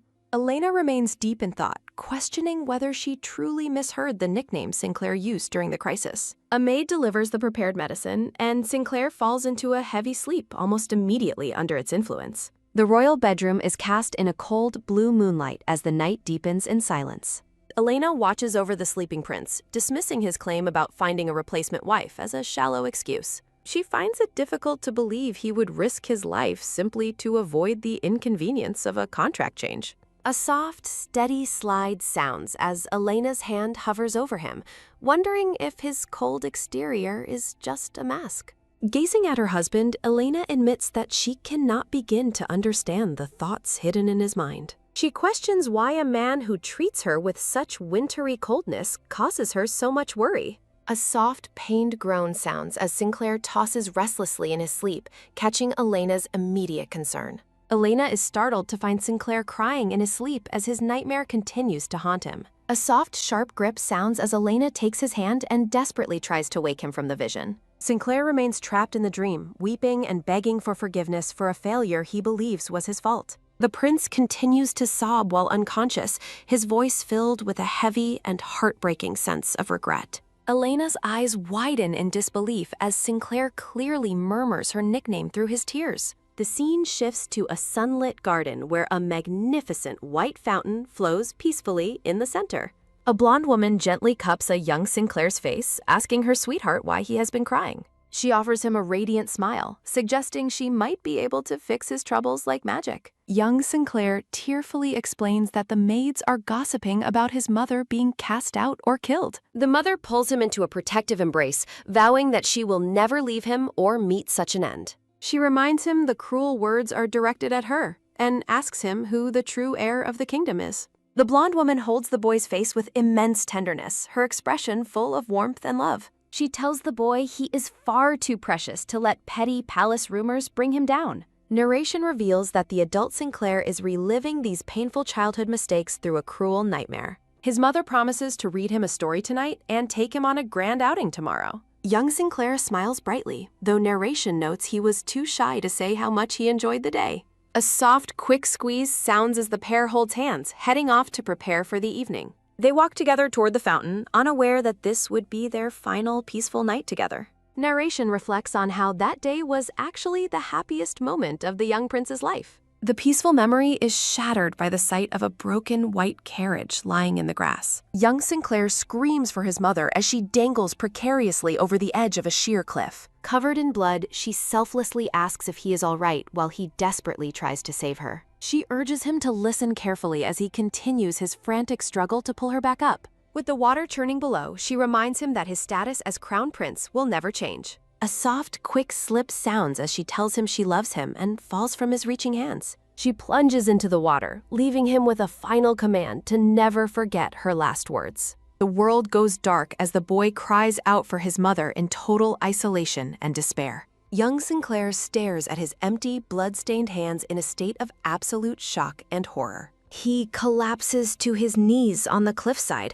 haunted by the realization that he let go of her. The darkness of the nightmare whispers that he should have been the one to save her life. A soft, pained gasp sounds as the young boy screams in a fit of agonizing guilt and terror. A soft, pained groan sounds as the adult Sinclair thrashes in his bed, still trapped in the trauma. He wonders if it would have hurt less to have died alongside his mother on that fateful day. The vision shifts to a rainy valley where a lonely young Sinclair sits isolated under a tree. A soft, rhythmic step sounds as a young girl approaches him through the falling rain. A black-haired girl stands before him, questioning why he is sitting all alone in the storm. A soft, quick reach sounds as she offers her hand and introduces herself as Elena as well.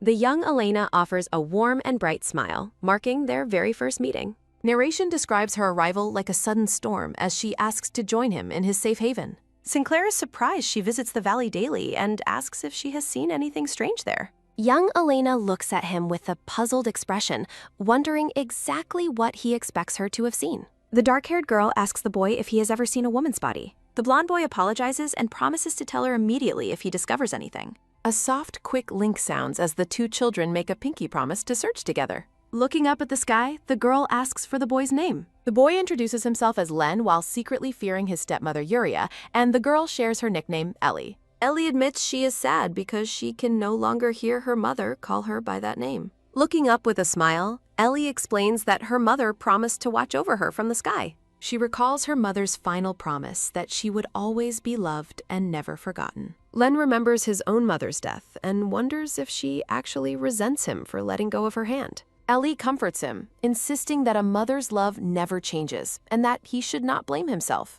A soft, warm embrace sounds in Len's memory as he recalls his mother's loving touch. Ellie encourages him to change his mindset, leaving the blonde boy momentarily stunned and speechless. Gazing at the clear blue sky, Len begins to believe that his mother would truly want him to be at peace. Narration observes that Ellie's heartfelt comfort allowed Len to finally break free from his cycle of self-blame. Isolated from the rest of the world, the two children find a unique sanctuary in their growing friendship. Len presents Ellie with a precious golden ring, explaining that it was his mother's keepsake. A soft, quick slide sounds as Len gives her the ring, promising he will always recognize her by it. Ellie accepts the gift for its deep meaning and vows to return for him once she escapes her family. Len acknowledges her fear of her family while privately noting he has hidden his royal identity from her. A soft, quick blush sounds as Ellie looks into his eyes and confesses that she likes him. She tells him he doesn't need to respond, as she only wanted him to know her true feelings.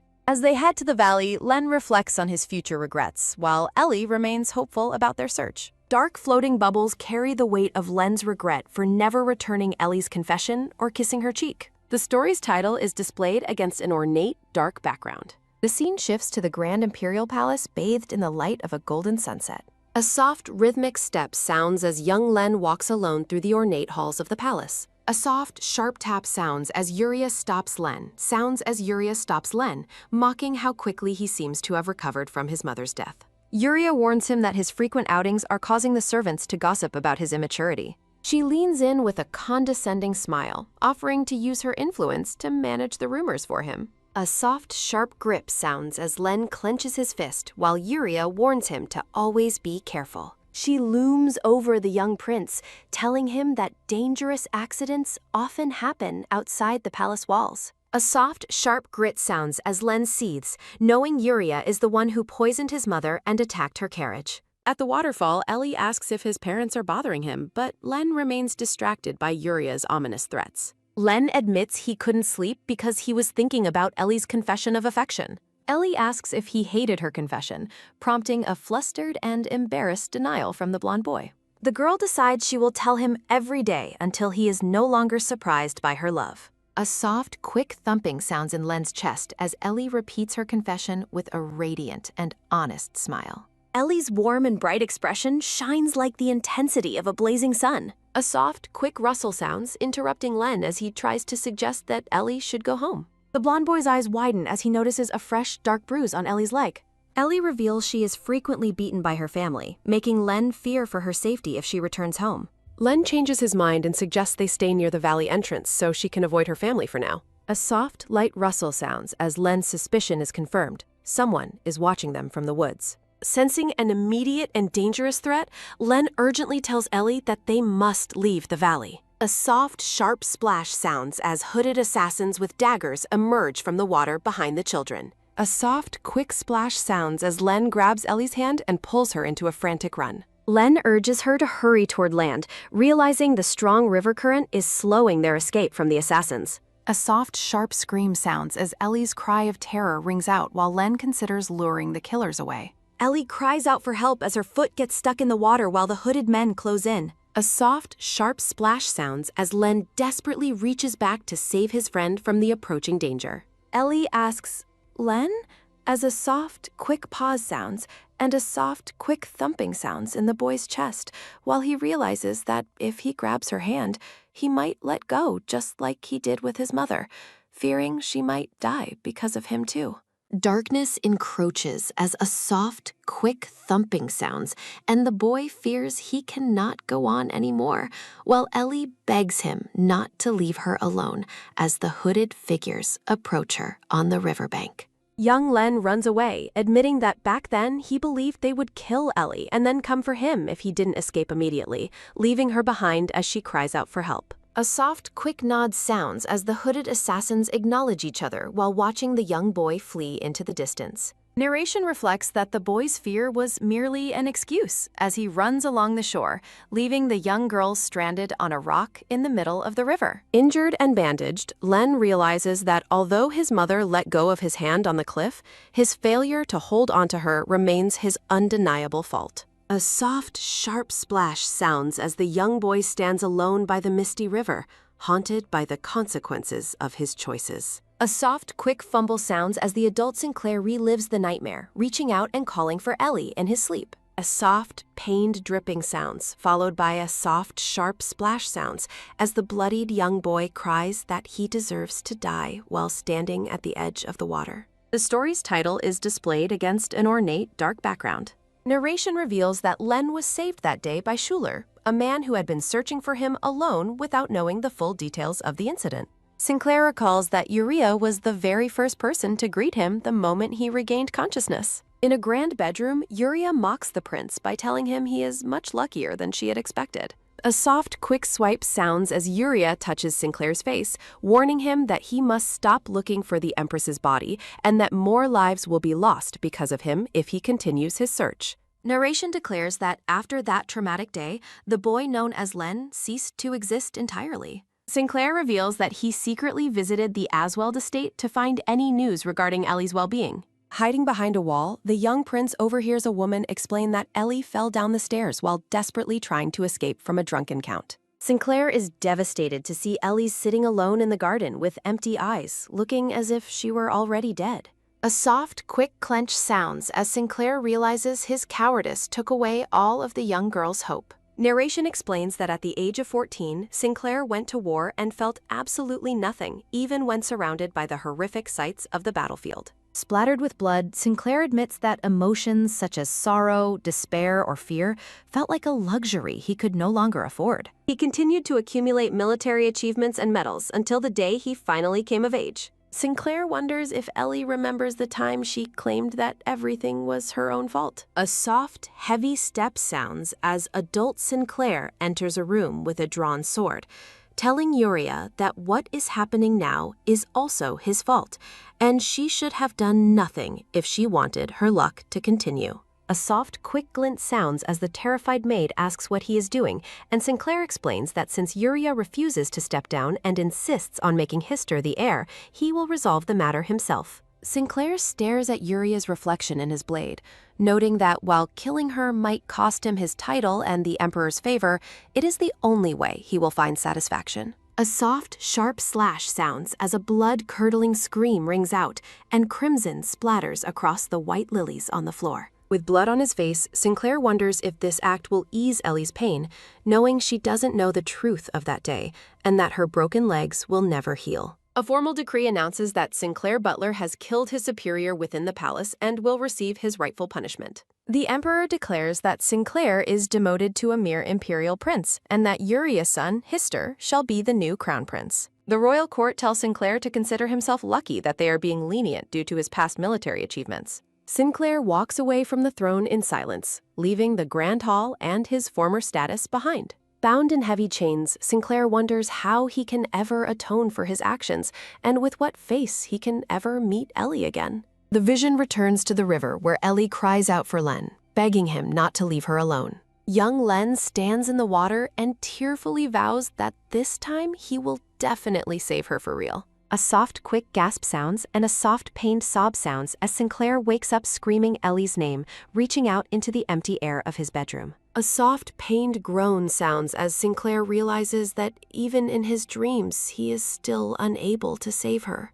A soft, quick startle sounds as Sinclair realizes Elena is sitting by his bed, holding his hand and calling his name. Elena looks at him with deep concern, mentioning that he kept reaching out his hand and screaming in his sleep.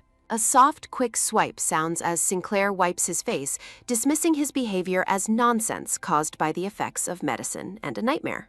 Elena watches him silently, privately wondering if the man before her could actually be her childhood friend, Len. She recalls that Len was the son of a baron who always wanted to leave their home, making her doubt his connection to the prince. Elena questions if a man trying to become emperor through rebellion could really be the same boy, but her thoughts are interrupted when Sinclair asks why she is so quiet.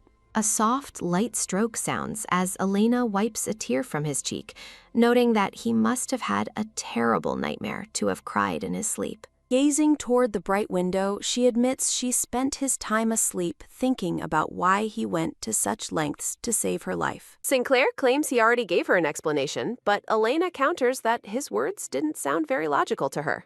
Elena states she knows he dislikes unnecessary involvement and that he stayed away from the palace to avoid giving her false hope. She begins to say that she has no such intentions when she is overcome by the weight of her memories. She remembers how Sinclair threw himself in front of a massive lion to protect her without a moment's hesitation, looking completely panicked and disheveled for her sake. Sinclair scratches his head and remarks that she seems quite curious, while Elena thinks about how confidently he smiles now that he holds the kingdom's wild troublemaker in his hands. Paraphrased narrations reflect that Sinclair finds comfort in Elena's kindness, recalling how someone once protected him and gave him a sense of security. A soft, sharp thud sounds as a man is kicked, while narration reflects on the prince's palace once feeling as lonely as a tomb. Elena looks at Sinclair with a serious expression, promising to help him as long as they remain husband and wife. In a lavish bedroom, Schuler apologizes for the interruption, but explains that he must report urgent news, to which Sinclair dismissively replies that it doesn't matter. Schuler recounts hearing screams coming from the temple's underground waterway just before the ceremony and deciding to investigate. A soft, quick rustle sounds as Schuler presents Sinclair with blood-stained clothing he discovered during his investigation. A soft, quick rustle sounds as a hand tightly grips the blood-soaked fabric. Sinclair stares at the bloodied cloth with a look of mounting rage, realizing what the evidence implies. A soft, quick rustle sounds as the young prince clenches the blood-stained garment in his fist. Gripping the fabric, the blonde man reels from the realization of what has been discovered. Narration reveals that the culprits used a drugged lion to track the scent on both of their clothes. Schuler expresses his deep regret for being unable to prevent Sinclair's injuries, but Sinclair coldly tells him that the matter is already finished. A soft, quick clench sounds as Sinclair vows that while he can tolerate being a target, he will not allow Elena to be harmed, while she silently wonders why he is so furious. Sinclair recalls finding the bodies of everyone who had assisted in the incident discarded in the underground waterway. He recounts attempting to save a maid, only for her to be executed on the spot by the Emperor's and Hister's knights. They discuss whether the maid was planted by Hister and conclude that the palace staff must be reorganized, though Sinclair has already handpicked Elena's personal attendants. Schuler accepts the orders, but asks if Sinclair truly intends to let the offense go unpunished. Sinclair stares ahead with a vengeful glint in his eyes, declaring that he will retaliate twice as hard in the most terrifying way possible. A dark resolve settles as the prince determines to make his enemies regret their actions. Standing before the Emperor, Sinclair confirms his intent to do something even worse than what was done to him, prompting the Emperor to ask why such an absurd stunt was pulled.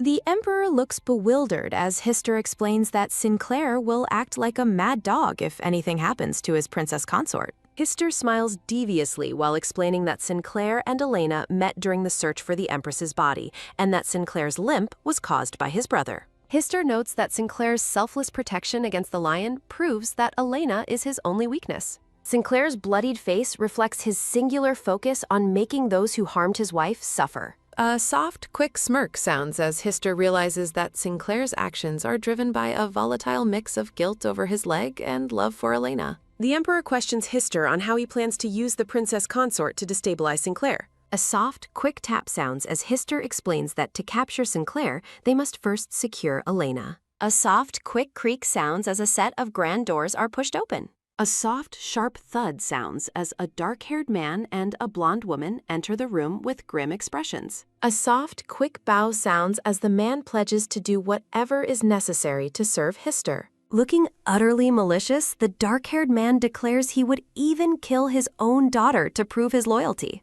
A soft, quick step sounds as the blonde woman claims she knows exactly how to inflict the most pain on Elena. With a cruel smile, she admits that her life's mission has always been to break Elena down every single day. Hister presents the two as the most useful pawns for his scheme to manipulate the prince. The sun shines over the expansive and intricate gardens of the royal palace. After his advisors leave, a heavily medicated Sinclair falls back into a deep sleep. Sitting at his bedside, Elena gently tends to Sinclair and hopes he can rest without being plagued by nightmares. The dark-haired woman watches him with an expression of quiet sorrow and concern.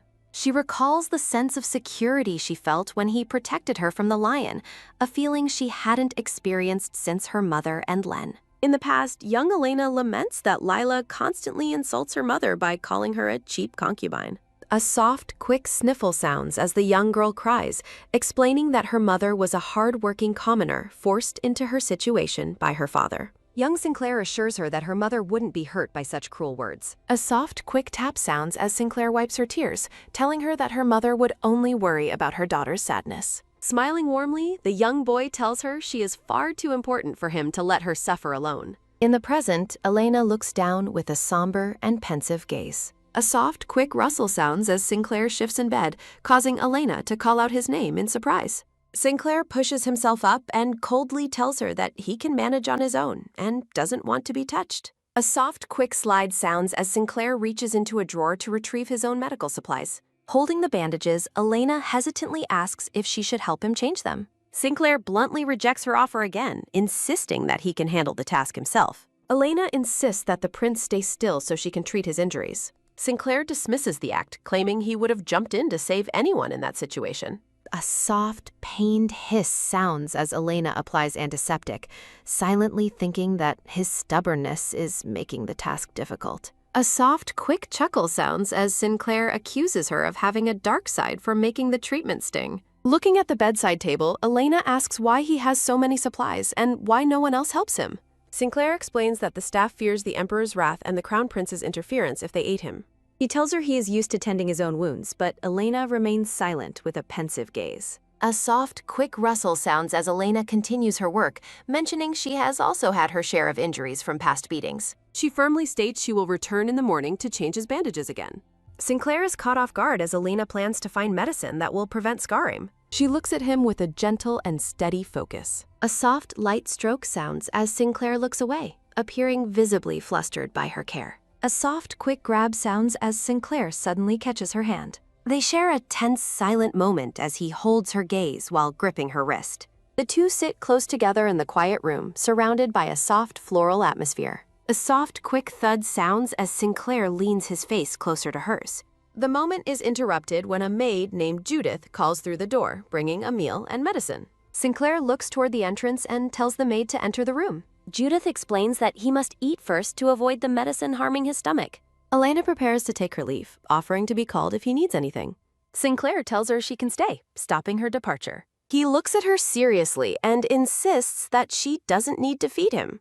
A soft, light sigh sounds as Sinclair mumbles a curse while Elena ignores his protest and prepares a spoonful of food. Thinking it is less embarrassing to just comply, the Chibi Prince allows the Chibi Princess to feed him. Elena breaks into a fit of giggles, finding his reluctant cooperation to be quite cute. A soft, quick chuckle sounds as Sinclair watches her laugh, a small smile appearing on his face. Sinclair lets out a genuine, hearty laugh that completely surprises his wife. Elena is captivated by the sight, noting that it is the first time she has seen him laugh so sincerely. The prince continues to laugh softly, looking more relaxed and happy than ever before. He eventually settles down and gives her a quiet acknowledgement. Looking out at the rustling curtains, Sinclair reflects on his original plan to simply fulfill her dreams. Narration reveals his inner desire to use his current power to give her everything he couldn't as a boy. A soft, light stroke sounds as he reaches out, wishing for simple and loving moments with her. A soft, light stroke sounds as Sinclair watches Elena sleep, wishing he could reach out to her as his true self. He tells himself not to be greedy as he gently touches her face in the moonlight. The scene shifts to a parlor where a woman asks if Elena is feeling all right. The light brown-haired guest expresses her deep concern over how badly Elena seemed to be hurt. Elena reassures her that the prince is recovering and will be fine after some rest. A soft, sharp gasp sounds as the guest angrily wonders what kind of person would commit such a crime. Elena privately observes that while Lady Legacy is vain, her nature is truly kind. Lady Legacy explains that there are two conflicting groups of rumors circulating about the incident. She reveals that some believe someone targeted him, while others think the prince staged the attack himself. The theory is that he used the lion to prove the royal ceremony was a success. A vision depicts Sinclair standing bloodied over the dead beast in the palace halls. Elena is disturbed by how poor his reputation must be for people to believe such a staging. Lady Legacy remains furious, calling the rumors absurd and mentioning how she tried to refute them. A soft, pained sigh sounds as Elena confirms that the speculation about him is true. They discuss the danger of the situation while looking over a tray of pastries and tea. Lady Legacy falls into a stunned silence, processing the confirmation of a targeted assassination attempt. She describes an exclusive social circle in Edinburgh that even the crown prince was barred from due to his mother's commoner blood. Elena is intrigued by the existence of a high society circle that has excluded the crown prince. Stunned, the princess asks if she is truly being invited to such an exclusive group. Lady Legacy confidently boasts of her influence, urging Elena to join the gathering that is scheduled for later that same day. Realizing that this is a rare chance to gain an advantage for both herself and Sinclair, Elena decides to accept. The two women share a warm, encouraging smile as they prepare for the social event. A soft, quick gallop sounds as the royal carriage departs for the mysterious meeting. Elena leaves a brief note for Sinclair, explaining her sudden departure with Lady Legacy and reassuring him of her safety. Looking out the window, she remains quiet and thoughtful during the journey. A soft, quick brake sounds as the carriage arrives at its destination. Schuler helps the princess step down, admitting his surprise at her choice to attend this specific event. The knight expresses his deep concern, fearing that she might be exposing herself to unnecessary trouble. Elena is taken aback, recalling how Sinclair usually demands she remain passive and out of sight. A soft, sharp gasp sounds as Schuler is visibly shaken by her revelation of the prince's words. He recalls a cold moment when Sinclair ruthlessly dismissed subordinates, finding it hard to believe the prince would say something so protective to her. Schuler informs her that neither knights nor maids are permitted inside the gathering. Elena agrees to proceed alone, telling him to stay nearby in case of an emergency. A silver-haired man approaches with a polite greeting, catching the princess off guard. The man introduces himself as Ryan Hennard, offering a respectful and welcoming bow. He presents a composed and gentle demeanor as he greets the royal guest. Lady Legacy watches with a delighted expression as Ryan joins them by the carriage. A soft, quick chuckle sounds as Ryan compliments Lady Legacy's vibrant appearance, while she credits him for her good mood. He maintains a warm and charming smile throughout the interaction. Elena recognizes the prestigious name of the Hennard family. Narration explains that the Hennard dukedom is unique among nobles for its lack of interest in political power. Known for producing brilliant scholars, the family has famously rejected numerous high-ranking administrative offers from the palace. Lady Legacy joyfully announces Elena's arrival to the group, calling it a celebratory moment. Ryan echoes the sentiment, expressing his genuine pleasure at meeting such a notable figure. Standing in the background, Schuler eyes Ryan Hennard with a suspicious and tense gaze. He questions why Ryan is acting so familiar with Elena, despite his reputation for kindness toward everyone. A soft, sharp hiss sounds as the knight realizes how furious Sinclair would be if he witnessed this scene. The group moves into a grand, lavishly decorated hall filled with refined guests. A purple-haired woman approaches, stating she sought out the princess due to reports of her exceptional intelligence. She mentions Elena's record-breaking donation to the palace, which has become a topic of admiration. A soft, quick giggle sounds as Elena humbly dismisses the praise, feeling slightly self-conscious. A soft, quick bow sounds as the princess formally greets Lady Perrin. Lady Legacy introduces Perrin as a member of a heroic baron family with a long history of national service. Elena realizes that because Perrin's father fought alongside Sinclair, her political views likely oppose those of the current emperor. The women bond over their shared belief that society needs more courageous women who are willing to lead. A soft, quick bow sounds as a man named Dolder Denhel introduces himself to the princess. Elena identifies him as part of a family of ministers whose service ended during a previous era. She compliments him, suggesting he has clearly inherited the legendary wisdom of the Denhel line. A soft, quick scratch sounds as Dolder modestly laughs off the praise, noting he was never actually appointed to a ministry. Observing the small but prestigious group, Elena notes that every person here comes from a powerful historical family. She suspects the gathering is a secret coalition of those dissatisfied with the current imperial administration. Her attention turns to a poised older woman who seems to hold significant authority. The atmosphere carries a heavy sense of old-world dignity and underlying pressure. Elena wonders what kind of power this woman wields to have organized such an influential group. The princess thanks Lady Ageli for the opportunity to join their ranks. A soft, quick smirk sounds as the older woman responds with a subtle and knowing smile. Lady Ageli claims she has no special skills other than a passion for mentoring and conversing with talented young people. A soft, quick gulp sounds as Elena looks ahead with a mix of uncertainty and suspicion. She privately questions whether Lady Ageli is gathering political dissidents to consolidate her own power. Surrounded by a lavish spread of pastries, Lady Ajeli asks if Sinclair is faring well after his recent ordeal. The older woman notes the prince's reputation for resilience, expressing confidence in his rapid recovery. A soft, quick spin sounds as Lady Ajeli encourages the guests to relax and enjoy their various conversations. She announces that the gathering will remain casual today, setting aside the usual weight of serious discussion. A soft, light sigh sounds as Elena takes a seat on the sofa, exhausted by the endless stream of greetings. The princess remains wary, wondering if the serious topics mentioned earlier involve sensitive matters of state or succession. Approaching quietly, Ryan Hennard observes the princess and decides it is finally the right moment to speak with her. The silver-haired man politely asks for permission to sit beside Elena. Elena offers a warm and welcoming response, inviting him to join her. A soft, quick thud sounds as Ryan sits down with a cheerful expression, prompting Elena to ask if he has something to share. He maintains a friendly smile while admitting his curiosity regarding the various rumors circulating about her. A soft, light rub sounds as Elena nervously touches her dress, wondering if he is referring to the gossip about her health. Ryan clarifies that he is interested in the story of her bravely fending off a charging lion with a sword. He continues to list the impressive tales he has heard about her recent actions. Ryan asks for her perspective on the events, noting that everything he has heard seems to be the truth. He lets out a lighthearted laugh while looking at her with genuine interest. Elena's puzzled, wondering why someone would still try to approach her if they were already aware of the facts. Ryan surprises the princess by revealing that they have actually encountered one another several times in the past. He recalls seeing her at a specific old bookstore in the capital long before she became royalty. A vision depicts a younger Elena deeply engrossed in a book, unaware of any observers. Ryan explains how he used to watch her, eventually reading the same books in the same spot out of pure curiosity.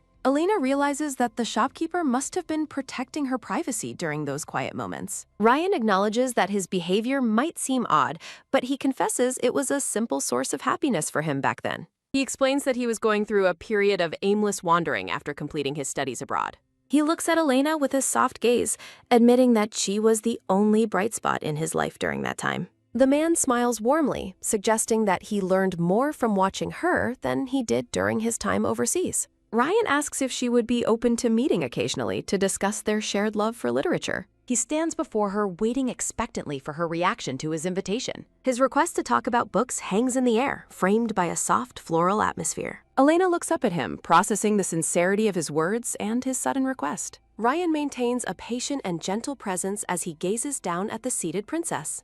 Elena notes to herself that there is absolutely no sign of malice or hidden agenda in his demeanor. She worries that being too close to Ryan could damage her reputation, which is now inextricably linked to Sinclair's standing. The princess offers a polite smile, expressing her deep gratitude for his kindness and attention. Ryan expresses his regret that she does not hold an official position, as her talents would be a great asset to the region. As she prepares to leave, he mentions that the crown prince is always looking for capable allies and hopes they meet again. He offers a parting smile, stating his intention to see her at the next social gathering. Ryan formally takes his leave, mentioning how much he truly enjoyed their brief time together. Elena acknowledges his words with a polite nod as the interaction comes to a close. The scene shifts back to the grand royal residence as evening approaches. A soft, quick limp sounds as Elena walks through the quiet halls, her physical fatigue becoming evident. She worries about the time, hoping that Sinclair hasn't neglected his health or skipped any meals while she was away. A soft, quick tap sounds as Elena enters the bedroom and finds Sinclair awake and sitting up in his bed. A soft, quick limp sounds as she approaches him with medicine,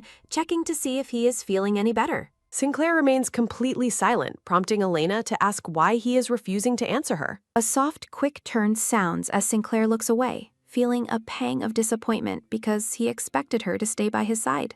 A soft, quick rustle and light blink sound as the prince lies back down, struggling with his internal feelings. He remains alone with his thoughts, his mind lingering on his wife after her sudden return. The substitute priest asks if Sinclair has woken up, and the prince notes that Elena left while he was still sleeping. Sinclair tells Elena he will stop nagging her and wants to help now that her worries are resolved. The prince asks what she is holding in her hand. She holds an ornate glass bottle containing a shimmering red liquid. Sinclair stares at her in a moment of surprised silence. Sinclair asks if she enjoyed the gathering, and Elena describes it as exclusive with fewer guests than she had expected. He reflects on how her upbringing in a harsh environment makes it difficult for her to trust others. Sinclair mentions hearing that she was close with Ryan Hennard, but Elena clarifies that while she didn't know him, he seemed to know her. The prince reacts to her explanation with a look of shock. A portrait of the silver-haired Ryan Hennard appears, described as a man who is kind but knows his boundaries. Elena recounts Ryan's kindness, but Sinclair is stunned that the man even approached her. Sinclair's fist clenches in anger as Elena explains they had a brief connection before she became a princess. Elena admits she ended the conversation early, and a heavy silence falls between them. Elena looks away, deep in thought about the political landscape.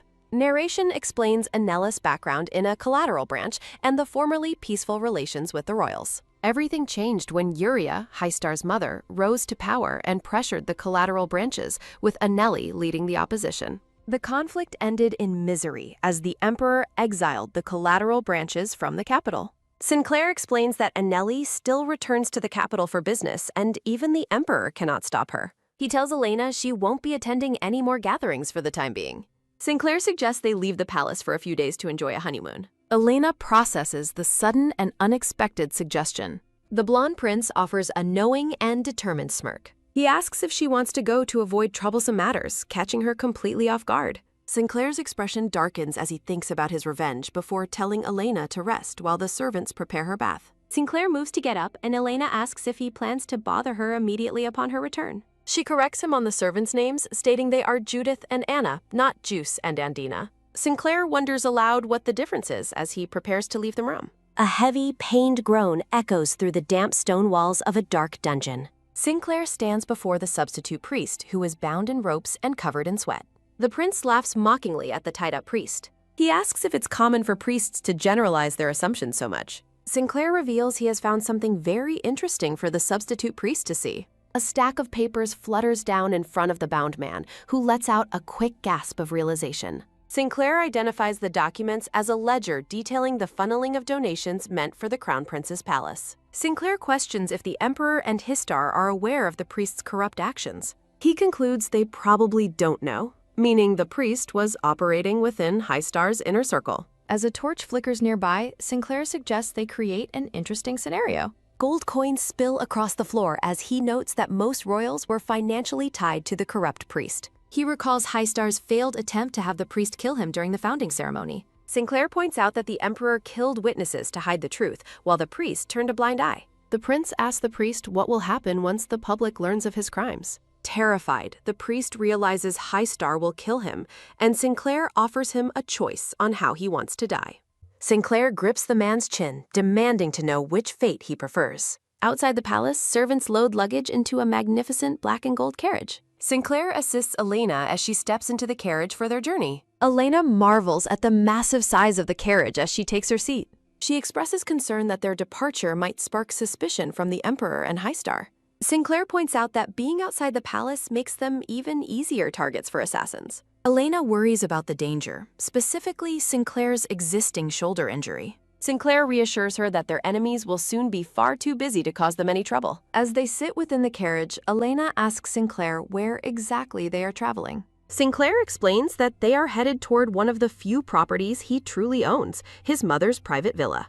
Elena's eyes widen in recognition as she processes the name of their destination, the Hilden River. A heavy, rushing sound of rain and water fills the air as Sinclair looks out the window, noting the onset of a storm. Elena watches the prince, quietly wondering what kind of woman Sinclair's mother was during her life. Narration explains that the prince's mother passed away many years ago in a tragic accident.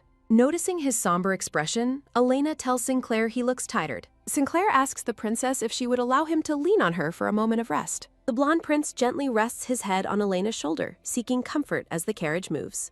A heavy, rushing sound of rain and water continues as a hooded guard reports that the valley's waters have risen, flooding the roads. The guard explains that they cannot proceed for now, but expects the water levels to recede by morning if the rain stops.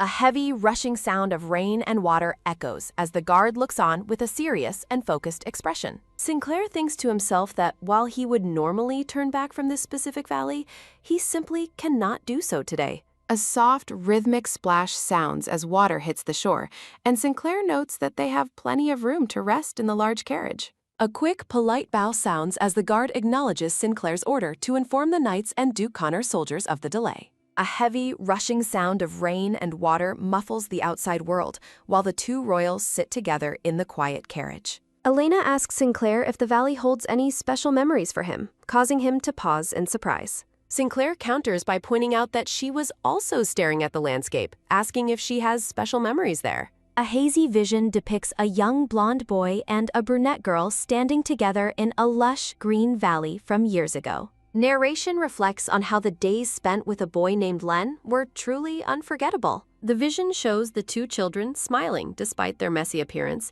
their shared moments described as sparkling like stars. The narration shifts to a more melancholy tone, noting that those bright moments are now nothing but a distant memory. A heavy, rushing sound of rain and water persists as Sinclair reveals he visited the valley last year, asking Elena why she came. Flashbacks show a young Elena waiting by a tree, hoping that Len would suddenly appear and make everything feel right again. Back in the present, Elena looks down with a pensive and slightly sad expression on her face. Sinclair asks if she holds resentment toward the person she was waiting for, and Elena admits she resents him deeply. The princess looks away, her eyes reflecting a complicated mix of past emotions and current reality. Sinclair reacts to her admission of deep resentment with a look of quiet shock and internal conflict. A sharp, tight squeeze sounds as Sinclair clenches his fist, thinking about how his life stopped the day they were separated. Elena mentions that her leg hurts more than usual whenever it rains, prompting a soft, light rub as she touches her dress. A soft, quick slide sounds as Sinclair pulls her leg onto his lap, surprising the princess with his sudden movement. He explains that loosening up the muscles might help the pain, beginning to massage her leg with steady pressure. A soft, rhythmic mead sounds as Sinclair works on her leg, while a flustered Elena tells him he doesn't need to go that far. Narration notes that the prince continued to massage her leg with all his strength throughout the entire night.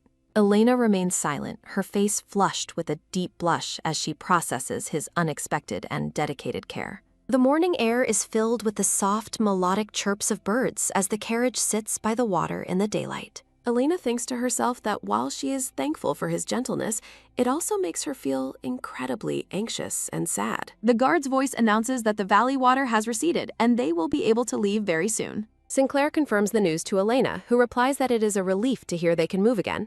The prince asks the princess if she caught his mistake regarding the servants' names from earlier.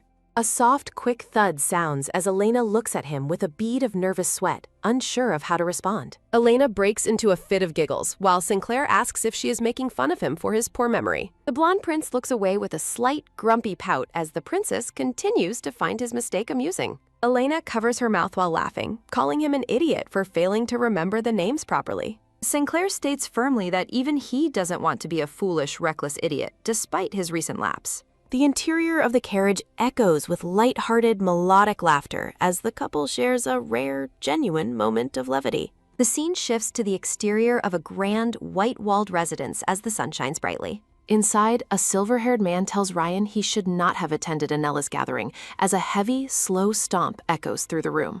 The man instructs Ryan never to go against their family principle of staying out of all political conflicts. A sharp, tight squeeze sounds as Ryan clenches his fist, arguing that he didn't study just to waste away in obscurity. The silver-haired man wonders if the new princess consort is the reason someone joined that social circle. A small purple-haired girl asks why he is being so unusually stubborn. Highstar asks if the crown princess is the cause, stating that such a thing cannot be allowed to happen. In a grand study, the silver-haired woman tells his star she will deliver the message herself if he refuses to attend. Highstar stares forward with a pensive and somber expression.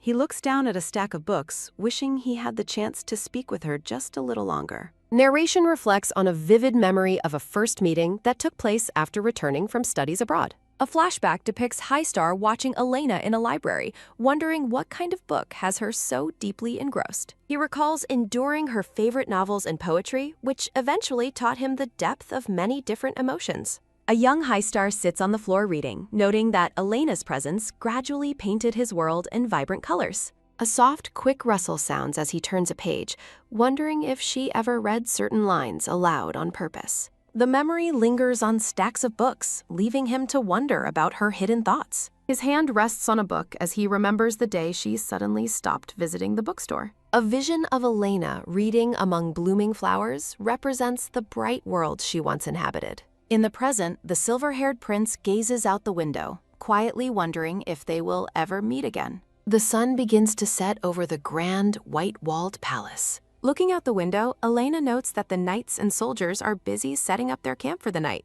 The brunette princess stands alone, lost in her own quiet thoughts. Elena watches Sinclair from behind, wondering what has kept him staring at the fireplace for so long. She walks over to stand beside the blonde prince as the fire crackles in the hearth. Elena recalls hearing that Sinclair's mother was never respected and suspects the portrait above the mantel is the only one remaining. She smiles and asks Sinclair to show her what he looked like as a child the next time they have a chance. When asked what the Empress was like, Sinclair looks at her and describes his mother as a kind and warm woman. A hazy memory shows the blonde Empress smiling brightly as she cradles a young Sinclair. He adds that she was also strong, though he doubts many others in the palace would agree with that sentiment. The two royals stand together in a field of bright golden sunflowers. Sinclair looks back at Elena with a gentle and knowing gaze. Elena picks up an ornate brown book and asks what it is. Sinclair explains that it is a journal he wrote in every time he visited, following instructions to record something joyful each day. He elaborates that the goal was to capture the most memorable and happiest moment of his day. Looking away, the prince admits that at first he found the entire exercise to be quite pointless. A soft, rhythmic flip sounds as Elena smiles, suggesting they look inside to see if those moments truly were joyful.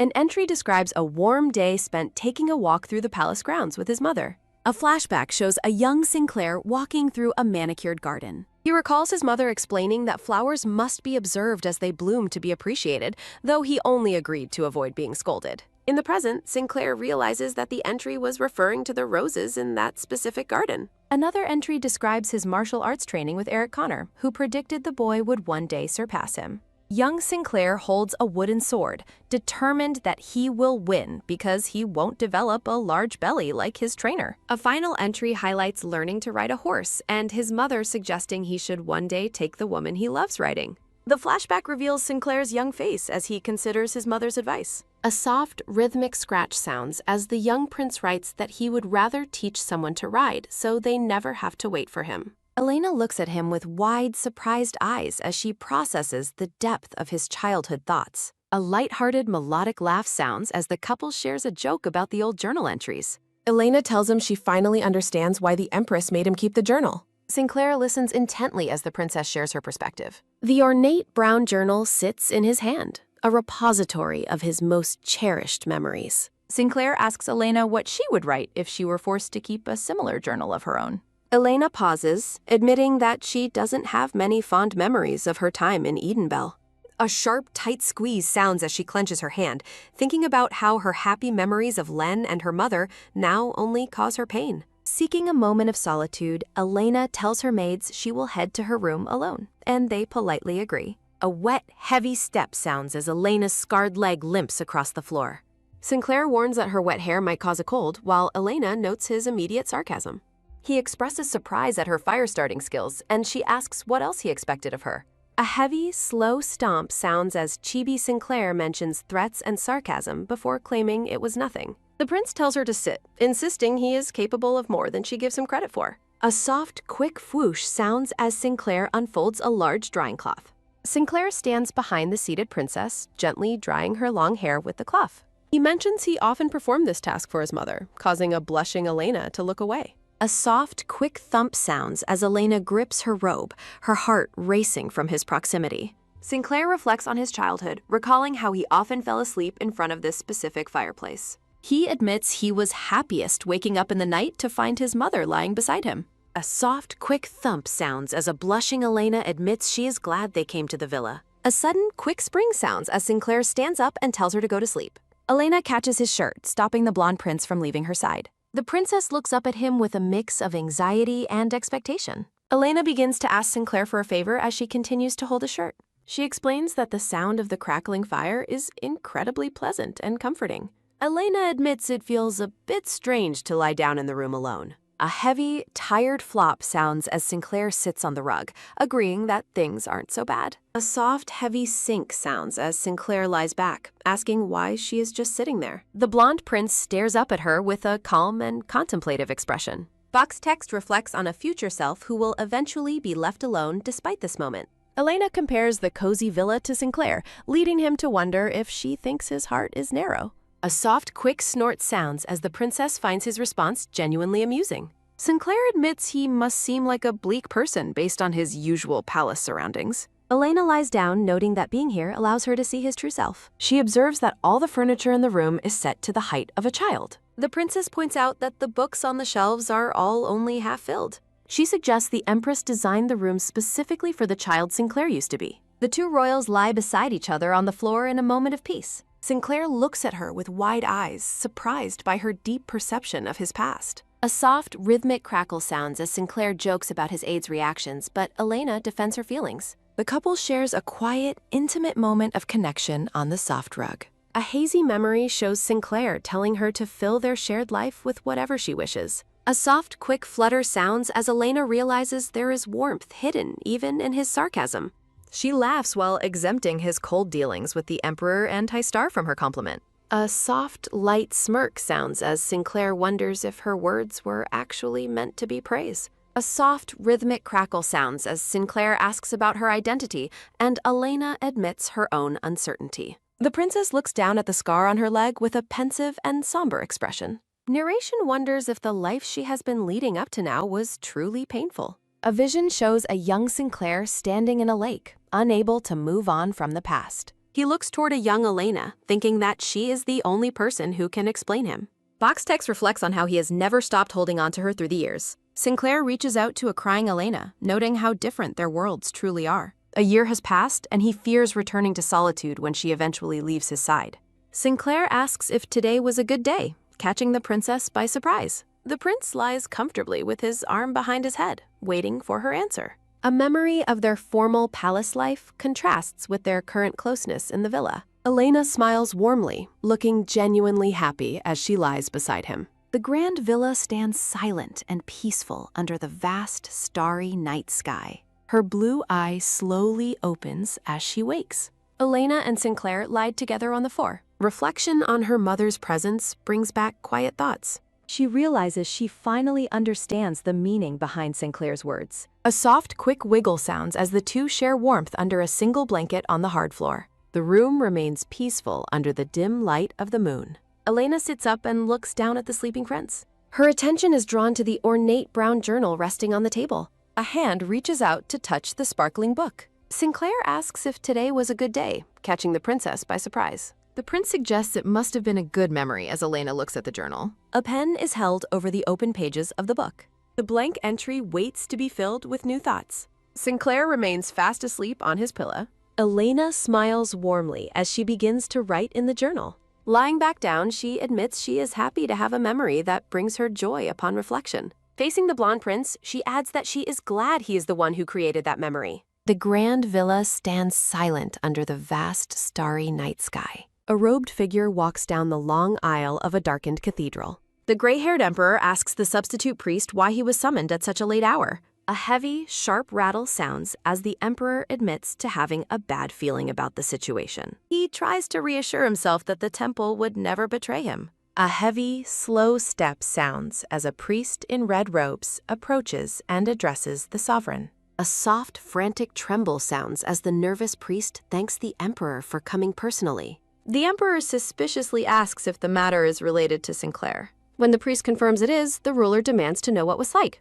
A sharp metallic click sounds as the panicked priest offers a desperate apology to His Majesty. A loud, fierce roar sounds as a massive, glowing lion pounces on the emperor. The scene shifts back to the palace as a new day begins. In a lounge, a silver-haired noble explains he came running as soon as they had returned. Sinclair listens intently as the man reports that the emperor was attacked at the sanctuary yesterday. A soft, sudden pause sounds as the noble suggests the blonde prince was behind the incident. Elena wonders if she should leave, noticing the man is closely watching her reaction. The princess remains by Sinclair's side as the tension in the room grows. The silver-haired man offers an apology to Elena, which she politely accepts. Sinclair asks if the emperor is dead, and the noble reveals he is alive, but in critical condition. The blonde prince suggests the ruler was probably eaten, privately recalling giving the high priest a poison that stops the heart. He considers how the priest must have taken the poison immediately after the attack is planned. Sinclair notes it is good the emperor survived, as his death would have allowed Hister to take the throne instantly. The silver-haired noble looks uneasy, wondering if this entire plan was a high-stakes gamble. He warns that suspicion will fall on them immediately since they are known to be at odds with the emperor. A heavy, sudden jolt sounds as Sinclair stands up, arguing that his absence from the palace proves his innocence. The prince smiles and tells them they must return to the palace immediately. A steady, rhythmic gallop sounds as the carriages speed through the countryside. Narration explains they were blocked from seeing the ruler because Hister had ordered the quarters sealed off. The silver-haired noble warns that a grand council meeting is being convened. Sinclair questions the moose, and the man explains that the crown prince can summon the council if the emperor is unconscious. A portrait of the brown-haired crown prince accompanies the confirmation that Hister called the meeting. Sinclair stares ahead with a somber and focused expression. The crests of the noble houses appear as the narration confirms they will all be in attendance. Sinclair shrugs, predicting Hister's plan to frame him. A brown-haired soldier enters the room. Sinclair agrees to depart with the van. The blonde prince walks away calmly. He pauses, offering Elena sanctuary. Elena stares at his unexpected consideration. She fears his plan might eventually backfire. The princess sits before the blonde prince. Sinclair asserts his political combat skills. He reflects on a life spent alone. Elena resolves to share his heavy burden. They stand together in silent solidarity. A quiet moment of narrative transition follows. Hister shouts about the sanctuary attack's blasphemy. The royal couple enters the council hall. Shock ripples through the noble assembly. Elena notes the suspicion directed at Sinclair. Her attention turns to an older noblewoman. Lady Annalie remains calm despite the tension. Elena considers Annalie as a potential ally. Sinclair mentions the Crown Prince Barium. He asks Hister if he is suspected. Hister privately mocks Sinclair's actions as wolfish. He recalls his mother's victory over royalty. Hister accuses Sinclair of holding a grudge. A nobleman supports the prince's accusation. A woman condemns Sinclair's long-standing imperial hostility. Hister shouts at Sinclair for gathering Lithaf. An elder noble advises him to be civil. Sinclair sarcastically blames his lack of upbringing. He claims mastery over navigating political traps. A loud, sharp bang slams the table. He demands more than absence for proof. The council hall remains thick with tension. Sinclair and Elena remain composed and poised. Sinclair recounts a secret imperial reconciliation meeting. He claims he has no further resentment. A noble asks for the culprit's identity. Sinclair describes someone who manipulates the temple. He mentions someone threatened by royal closeness. Sinclair identifies Hister Butler as the culprit. A woman asks about the priest's betrayal. The nobles question his shocking, bold claim. Sinclair accuses Hister of laundering temple money. He asks if Hister will finally confess. A hand slides proof across the table. Nobles recognize an authentic, impossible-to-forge seal. The document details massive orphanage donations. It confirms the redirection of imperial funds. The Duke realizes Hister's mother founded them. Sinclair explains that Hister inherited the orphanages after the death of the previous owner. Flipping a page, Sinclair remarks that Hister overlooked the most incriminating evidence in the files. The document reveals that a massive donation from the Crown Prince was siphoned to a mercenary group. Sinclair smirks while pointing out the suspicious timing of funding soldiers right before a holy ritual. The brown-haired Hister looks panicked as the weight of the accusation hits him. Elena watches the council while narration explains the noble family's history of manipulating the emperor. Text warns that exposing this ledger will utterly destroy the reputations of the 5 noble houses. A nervous priest in red identifies himself as Joshua, the assistant to the late high priest. Sinclair confidently invites Hister to read the contents of the damning document for himself. Joshua begins reading a formal statement from High Priest Crowetta, sworn of his own free will. A memory shows the elderly priest writing that temple donations were stolen by the Crown Prince. A visual of gold coins spilling from a torn bag emphasizes the scale of the theft. As Joshua reads about the forced siphoning of funds, a dark bubble demands he shut his mouth. A sudden, sharp rattle sounds as Hister slams his hands down and stands in a fury. Hister screams that this is slander, questioning how Sinclair dares to insult him so brazenly. Joshua declares his intention to reveal every sin to the emperor at the Holy Temple. The document pleads for the world to know the truth if the Crown Prince attempts a cover-up. Sinclair mocks Hister, asking if he plans to claim the High Priest's final will was a forgery. A soft, rhythmic tremble sounds as Hister's fists shake with suppressed rage and fear. Hister desperately argues that donating temple funds back to orphanages is a standard benevolent practice. He claims supporting the mercenaries was a necessary defensive move to keep his brother in check. Sinclair counters by highlighting Hister's close ties to a commander of a large private army. Hister shouts about the safety of the realm while the other nobles decide to adjourn. Sinclair dismisses the assembly, telling everyone they should head home for the day. Sinclair smiles at the departing nobles, noting they have a lot of dark secrets to discuss. The Grand Council Hall begins to empty as the assembly leaves in tense silence. A sharp, cold scowl sounds as Hister bites his lip in a moment of pure hatred. Sinclair and Elena walk away from the hall, maintaining their elegant and composed facade. Elena whispers her amazement at how much Sinclair managed to prepare in such a short window. She notes that Joshua was known as the High Priest's most trusted and loyal right-hand man. Sinclair smiles back, reminding her that this level of political combat is exactly his specialty. Narration notes that while Hister is cornered, Elena still worries about the possibility of an unpredictable retaliation. The princess looks at him with a mixture of profound admiration and lingering uncertainty. A soft, quick squeeze sounds as Elena wonders just how far ahead Sinclair has planned his moves. Their footsteps echo in the hallway as they walk together in a unified pace. Elena admits she chose to stay because she refused to let him face the assembly alone. An elegant floral pattern frames the top of the blonde prince's head. Elena asks with a tilt of her head if she performed her role as his supporter well. Sinclair looks at her with a warm and genuinely affectionate smile. A bright, sunny sky accompanies a thought about their past shared moment in the valley. Dialogue suggests that by this point, Hister's closest allies must be struggling to breathe. A heavy, slow step sounds as Sinclair urges them to hurry back to their quarters. A chibi Elena complains about the constant trouble he causes her, even making her lose her breath. She laughs at her own joke, her expression bright and filled with genuine amusement. A soft, polite greeting sounds as a noblewoman stops the couple in the hallway. The woman remarks on how much Sinclair has matured since they last met. A soft, rhythmic tap sounds as the older blonde woman, Lady Annalie, smiles warmly at them. Sinclair clarifies that his definition of being an adult is likely different from hers. Lady Annalie defines adulthood as manipulating enemies during a crisis. Sinclair claims he's been one since his mother died. Sinclair looks at the older woman, stating she should know the truth of his upbringing better than anyone. Elena looks concerned, questioning whether the two of them are actually on good terms. Sinclair asks why his wife was brought into such a tense gathering. Sinclair stares coldly at the older blonde woman standing before him. A cheerful mascot appears during a brief interlude in the conversation. Lady Annalie reveals that the invitation was based on a recommendation from Lady Regis. Hister notes that his social gatherings are known for hosting the realm's best talents. He claims the crown princess was deemed a perfect candidate for his guest list. Sinclair sternly warns the woman that she should be more careful with her future decisions. An internal thought bubble asserts that he is no longer a helpless child and can strike anyone down. Sinclair repeats his warning with a cold, unyielding gaze as Elena watches silently. Lady Annalie smiles warmly, remarking that she has changed just as much as he has. She states that her future alliances depend entirely on his actions while Elena looks on. Elena realizes that Sinclair's calm demeanor masks a surprising approval of the woman's boldness. The group settles into a lavish parlor to discuss their next political move.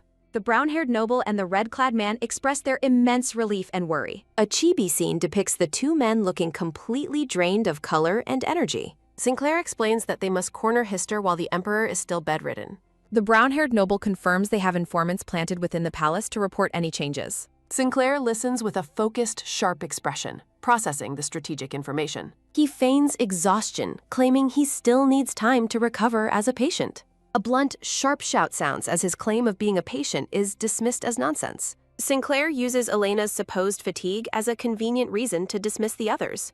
Once they are alone, Sinclair begins to remove his coat, startling a weary Elena. A sharp, sudden gasp sounds as Elena reacts to his unexpected and abrupt actions. Sinclair asks her to help him change his bandages, making her feel flustered. He points out that she brought medicine earlier but never actually applied it to his wounds. Elena reaches out to tend to the shirtless, bandaged prince in the quiet room. She is stunned to see that his severe injuries have already completely healed. Sinclair stands bare-chested and strong, appearing as if he has a divine, untouchable body. A soft, quick thud sounds as Elena's heart races while she looks at him. Sinclair mentions there is something important he would like to ask her. He reveals his intention to introduce her to someone very specific. A polite, brown-haired doctor with a monocle enters and bows to the royal couple. Sinclair explains that he wants the physician to perform a thorough medical examination on her. He admits his desperate hope that there might still be a chance to heal her leg. Sinclair reflects on his selfish desire to find a way for them to start over. Elena recalls the painful nights she spent praying to wake up and walk again. Sinclair looks down with a heavy heart, promising to do whatever it takes to ease her worries. Elena agrees to the checkup, nodding as the kind doctor smiles at her. The couple stands together in their dark quarters under the light of a full moon. A heavy, slow slide sounds as the doctor carefully inspects her right ankle. He delivers the good news that she has maintained enough muscle mass to avoid other illnesses. The doctor concludes that continuing her current treatment is the best possible option for now. Elena looks away calmly, having already anticipated this difficult medical outcome. She notices that Sinclair looks incredibly angry and frustrated by the doctor's report. Elena wonders why he seems to feel so much pity and sadness for her. A thought bubble reveals his lingering guilt for not protecting her on that day. Sinclair stares out into the cold night, lost in his own sorrowful reflections. A bright memory shows a younger, healthy Elena laughing joyfully by the water. Back in the present, Elena embraces the blonde prince from behind, offering him comfort.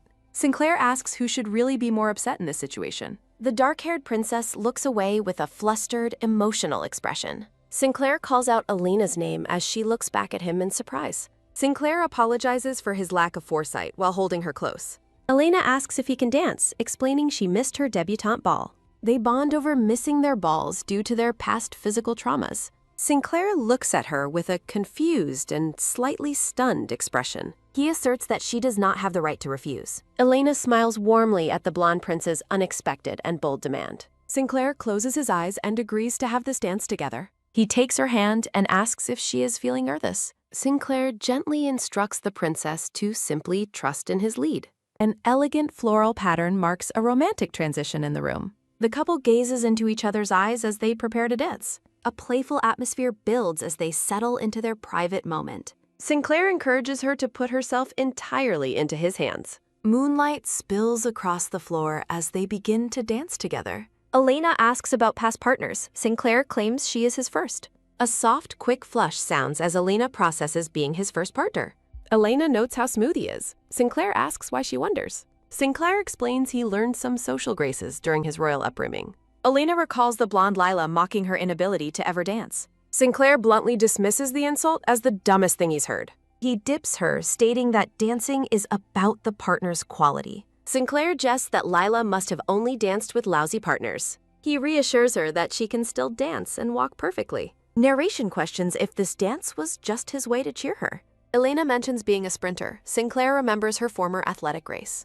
A memory shows young Sinclair watching young Elena run along the beach. Elena claims to have a new strength. Sinclair asks for clarification. She defines her new strength simply as the power of giving up. Elena argues that giving up isn't necessarily a negative life choice. She notes that very few people can match her level of stubbornness.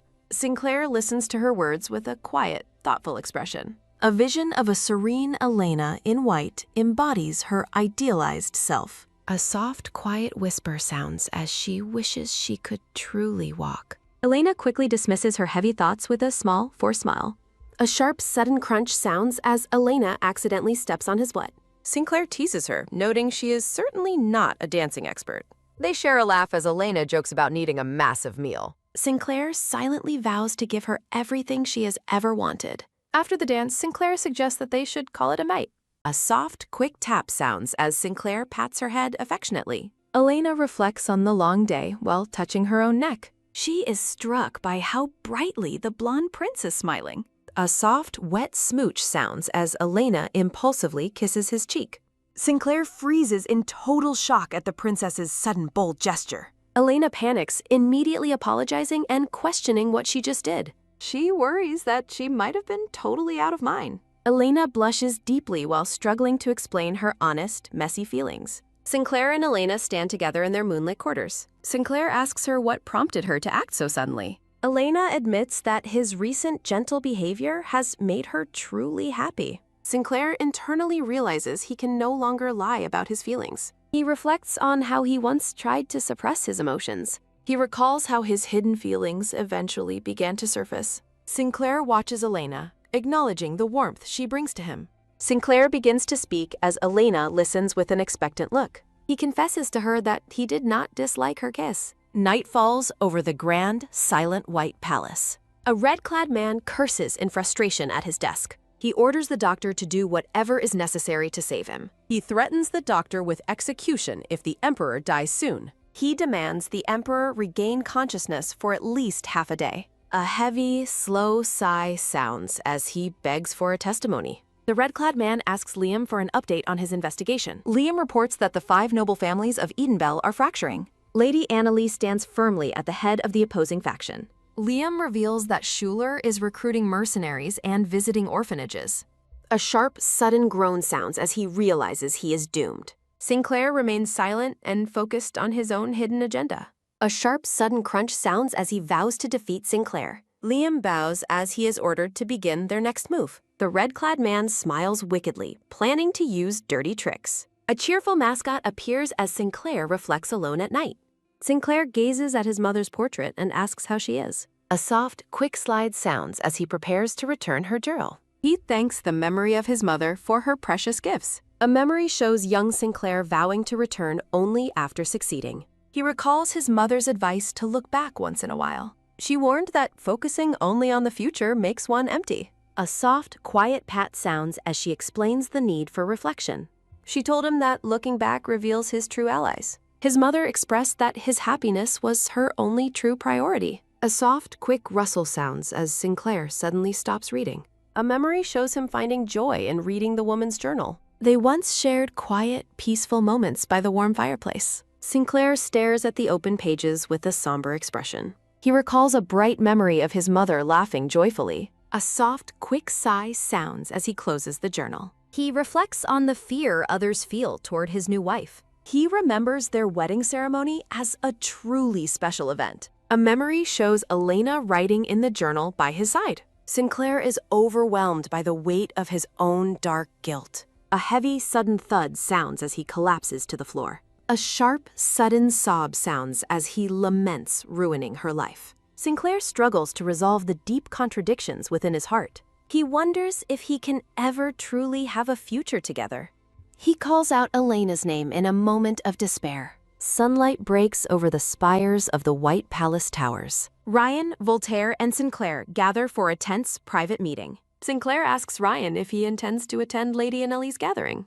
Ryan shakes his head, firmly stating he has no intention of going. Sinclair predicts that Ryan's father will be absolutely furious at this rebellion. Ryan laughs dismissively, calling it his late-blooming rebellious phase. Chibi Sinclair is shocked by Ryan's reckless and casual attitude toward politics. Sinclair remains seated, his expression turning serious and focused. Voltaire notes Sinclair won't let the throne go without a fight. A thought suggests the palace is likely in a state of complete chaos. A serene vision of Elena embodies her former grace and athletic strength. Narrative text emphasizes that waking the emperor would change everything. Sinclair listens intently to the brewing political storm within the capital. Voltaire questions Ryan's claim of being a cast-aside member of society. Her attention is taken by a sudden, sharp bang sound in. A messy, sudden splash sounds as tea overflows from Voltaire's cup. Voltaire is startled to see Lady Perrin's angry, determined face. Rhythmic, heavy thuds sound as she marches forward into the room. Rumors claim Sinclair targeted the princess because he couldn't hit Sinclair directly. A sharp, quick rustle sounds as she seizes Voltaire's puffing. A heavy, sudden scrape sounds as Ryan pushes back his tur. Water flows peacefully over the garden's ornate, flower-patterned fountain. The wind carries a soft, quiet rush through the garden. A maid watches Elena with an expression of deep, hidden worry. Sunlight glints off the water in the quiet, peaceful palace garden. Elena continues to process the weight of the rumors concerning her. Elena thanks the maids, complimenting the delicious meal they provided.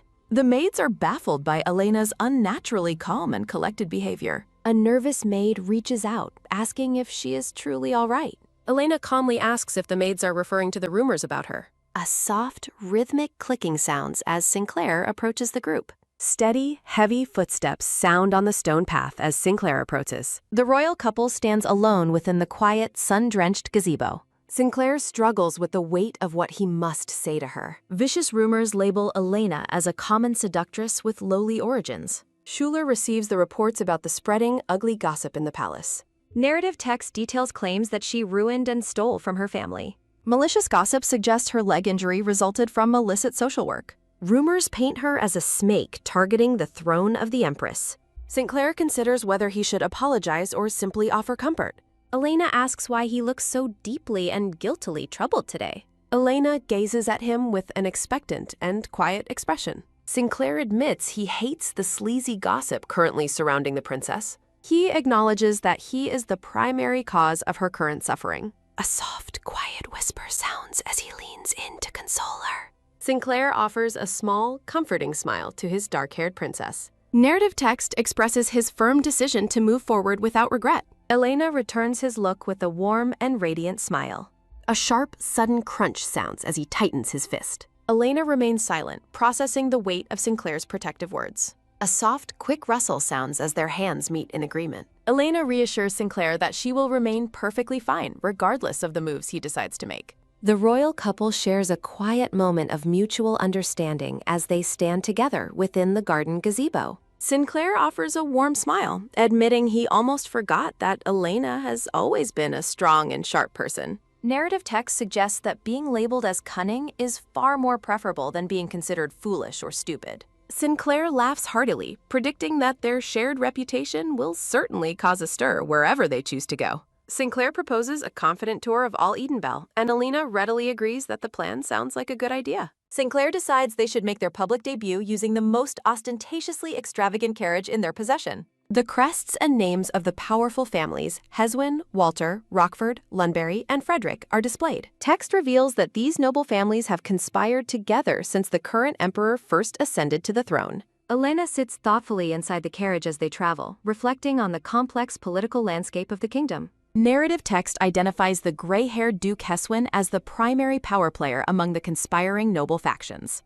Duke Heswin stands confidently with crossed arms, backed by the dark silhouettes of his many noble allies. Looking out at the massive Heswin estate, Elena remarks that its grandeur could easily rival the imperial palace itself. Sinclair looks over at his princess as she ponders the existence of such a powerful and influential rival family. Sinclair explains that the family unfortunately supported the wrong candidate during his grandfather's rise to power. A heavy, sudden thud sounds as the carriage wheel rolls, and Sinclair notes they backed the crown prince instead. He recounts how his grandfather nearly destroyed them, forcing the family to surrender half their fortune to survive. Elena realizes that surrendering their wealth and lands was the only way they managed to keep their legacy alive. Elena reflects on how the historical struggle between the throne and the nobles mirrors the current royal rivalry. Elena asks Sinclair if he has ever attended one of Duke Heswin's legendary birthday celebrations in the past. Sinclair confirms he has never attended as their ornate carriage pulls up to the entrance of the massive estate. Sinclair explains that the Duke hosts these events specifically to prevent the various noble families from fracturing. Elena considers that with the Emperor currently in a coma, the Duke is likely seeking a solid backup plan. A soft, quiet sigh sounds as Sinclair wonders if the Emperor would still favor Hister if he woke up. Elena quickly dismisses the thought, noting the Emperor's well-known tendency to dote on the Hister family. A sharp, sudden creak sounds as the royal carriage finally arrives at the Duke's grand, blue-roofed mansion. A soft, quick slide sounds as Sinclair helps Elena step out of the carriage onto the paved ground. The royal couple presents a unified and elegant front as they prepare to enter the Duke's social gathering. Elena is eager to demonstrate the meaning of true cunning, and Sinclair agrees that the time has come. Rhythmic, heavy thuds sound as Elena focuses on walking steadily in her white and green floral patterned shoes. Sinclair offers his arm to Elena, and they walk toward the party with a sense of renewed purpose. The grand ballroom is filled with noble guests gathered around a lavishly set and food-laden banquet table. Duke Heswin is completely caught off guard and startled when he realizes the prince has actually arrived. The Duke admits he didn't expect them, while Sinclair asks if he is surprised to see an uninvited guest. Elena offers a pleasant and radiant smile as she observes the Duke's visibly flustered and shocked reaction. The camera focuses on the intricate floral patterns and layered ruffles of Elena's elegant green and white gown. Sinclair compliments the Duke's accomplishments, causing the older man to laugh nervously and touch his own hair. Narrative text notes the Duke's observation that Elena is a strange woman who defies all his expectations. Elena watches the room with a calm and serene expression, ignoring the prying eyes of the other noble guests. Text emphasizes that her refined and composed behavior is a direct contradiction to the malicious rumors about her. Over a table filled with roasted meats and vegetables, Elena vows to be more confident in the future. Duke Heswin looks toward the front of the grand ballroom, noting the remaining high seats reserved for important guests. Sinclair points toward the head of the table, firmly indicating his preference for a specific seating arrangement. Sinclair smiles confidently, asking if there could possibly be a better spot than sitting beside his dear brother. A soft, quiet pat sounds as Sinclair places a hand on the Duke's arm, promising not to ruin the party. Sinclair jokes about his troublemaker reputation as the Duke awkwardly begins to escort the royal couple to their seats. Sinclair confronts Hister, mockingly noting his early arrival and his apparent eagerness to begin spreading rumors. Elena feels the weight of the collective gaze, wondering if the nobles are more interested in her or the princess. Hister suggests that Sinclair must be in a hurry, but Sinclair retorts that everything is following his exact plan. A sharp, sudden cough sounds as the Baron Regent reacts with total shock to Sinclair's bold presence and words.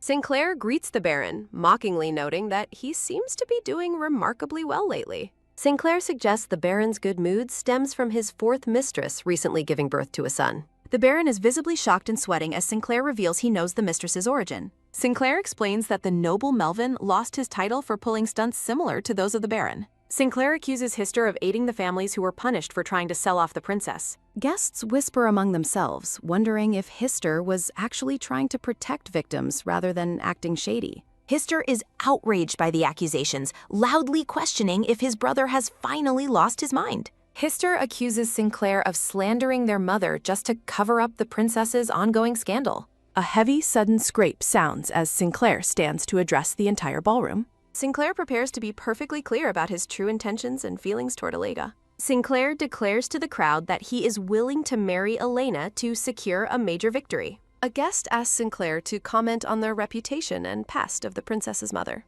Sinclair turns the tables, asking the room if everyone is truly comfortable with Hister being the prince. Sinclair reveals the scandalous truth that Hister's birth mother was actually a lowly dancer. Elena firmly defends her mother, stating there was absolutely nothing indecent about her life or character. Elena announces her intention to return her entire legal inheritance to the imperial palace. A sharp, sudden snap sounds as Elena rejects any of Melvin's ill-gotten gains. Elena points out that if she wanted power, she would have tried to get close to Hister. Sinclair reaffirms his sincere admiration for Elena, denying any ulterior motives in their relationship. Sinclair thinks to himself that Elena is actually performing her role in the political game remarkably well. A silver-haired man notes how odd it is that no actual witnesses to the scandal have appeared. Ryan Hennard argues that the complete lack of witnesses is proof that the scandal is false. Elena is surprised to see Lord Ryan step forward to defend her honor in public. Other noble allies like Lady Perrin and Lord Voltaire are also present among the crowd.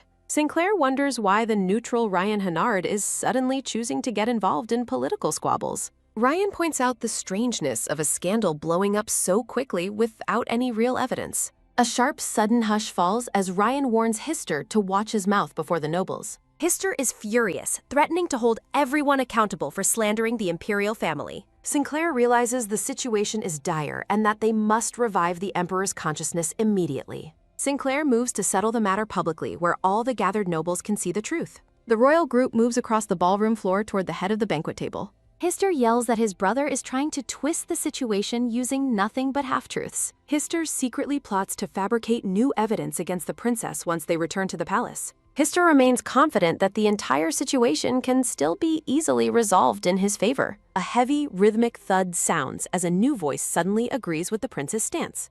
The newcomer insists that everything needs to be revealed right here and now before everyone. The gray-haired emperor makes a shocking entrance, leaving the guests and Hister completely stunned. The emperor announces that he was the one who personally approved the marriage between Sinclair and Elena. Steady, heavy footsteps sound on the floor as the emperor walks toward the center of the room.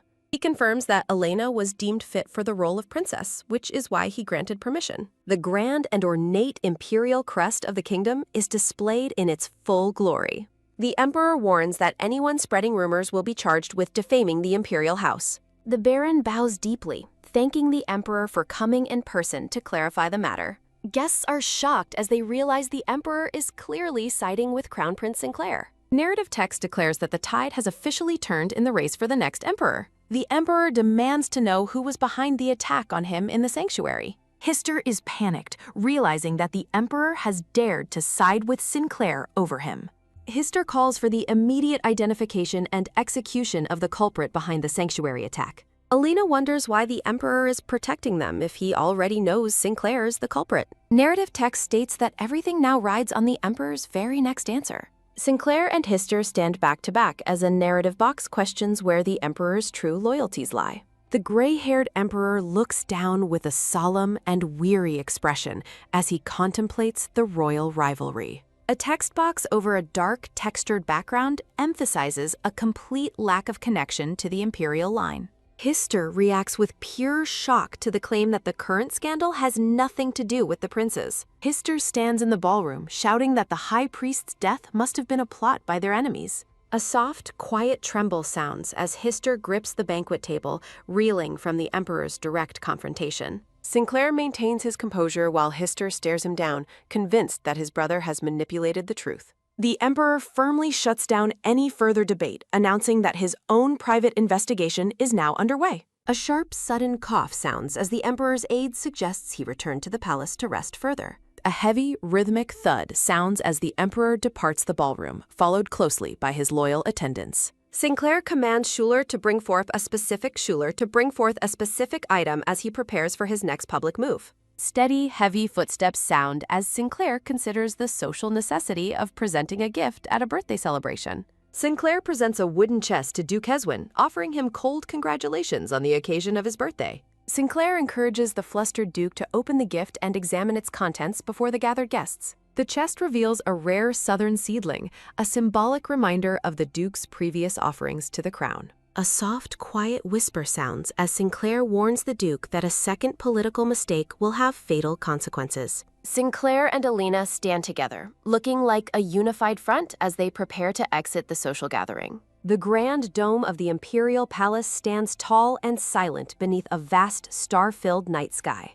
From the shadows of the palace, Sinclair observes that the emperor went to great lengths to shield Hister. Sinclair mockingly applauds the emperor's display of fatherly love while standing in his private bedroom. The emperor's eyes narrow as he listens to his son's biting sarcasm, his expression remaining cold and guarded. A text box shifts the scene back to a few days ago when the emperor first regained consciousness. A sudden, sharp gasp sounds as the bedridden emperor is startled by Sinclair's unannounced and stealthy arrival. Sinclair stands over his father's bed, noting that the emperor should now be well aware of his capabilities.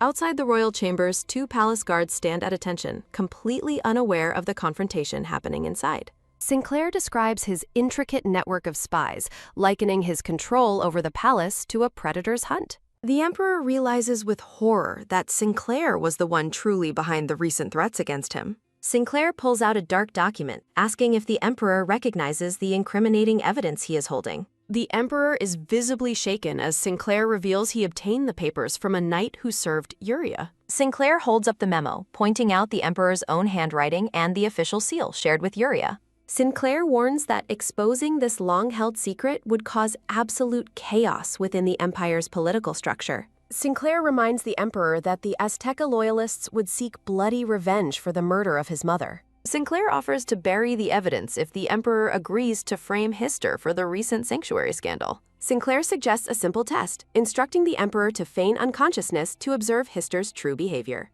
Sinclair sets a 3-day deadline, demanding the emperor be fully lucid for the duration of the upcoming trial. A sharp, sudden strike sounds as the scene transitions back into a dark and oppressive atmosphere. Sinclair delivers a chilling ultimatum, stating that testifying against Hister is the emperor's only path to peace. A heavy, rhythmic thud sounds as Hister walks through the palace, still dreaming of his own coronation. Hister rages in private, cursing his father for failing to eliminate Sinclair when the opportunity first arose. Hister looks down at his seemingly comatose father, mockingly calling him a useless and spent old man. Back in the present, Sinclair tells the emperor he is finally laying all his cards on the table. Sinclair smiles with icy confidence, noting how easily the imperial throne could change hands in an instant. A crimson splash stains the background as Sinclair threatens to launch a full-scale rebellion if Hister takes power. The Emperor is horrified by the prospect of the entire kingdom being drowned in a sea of blood.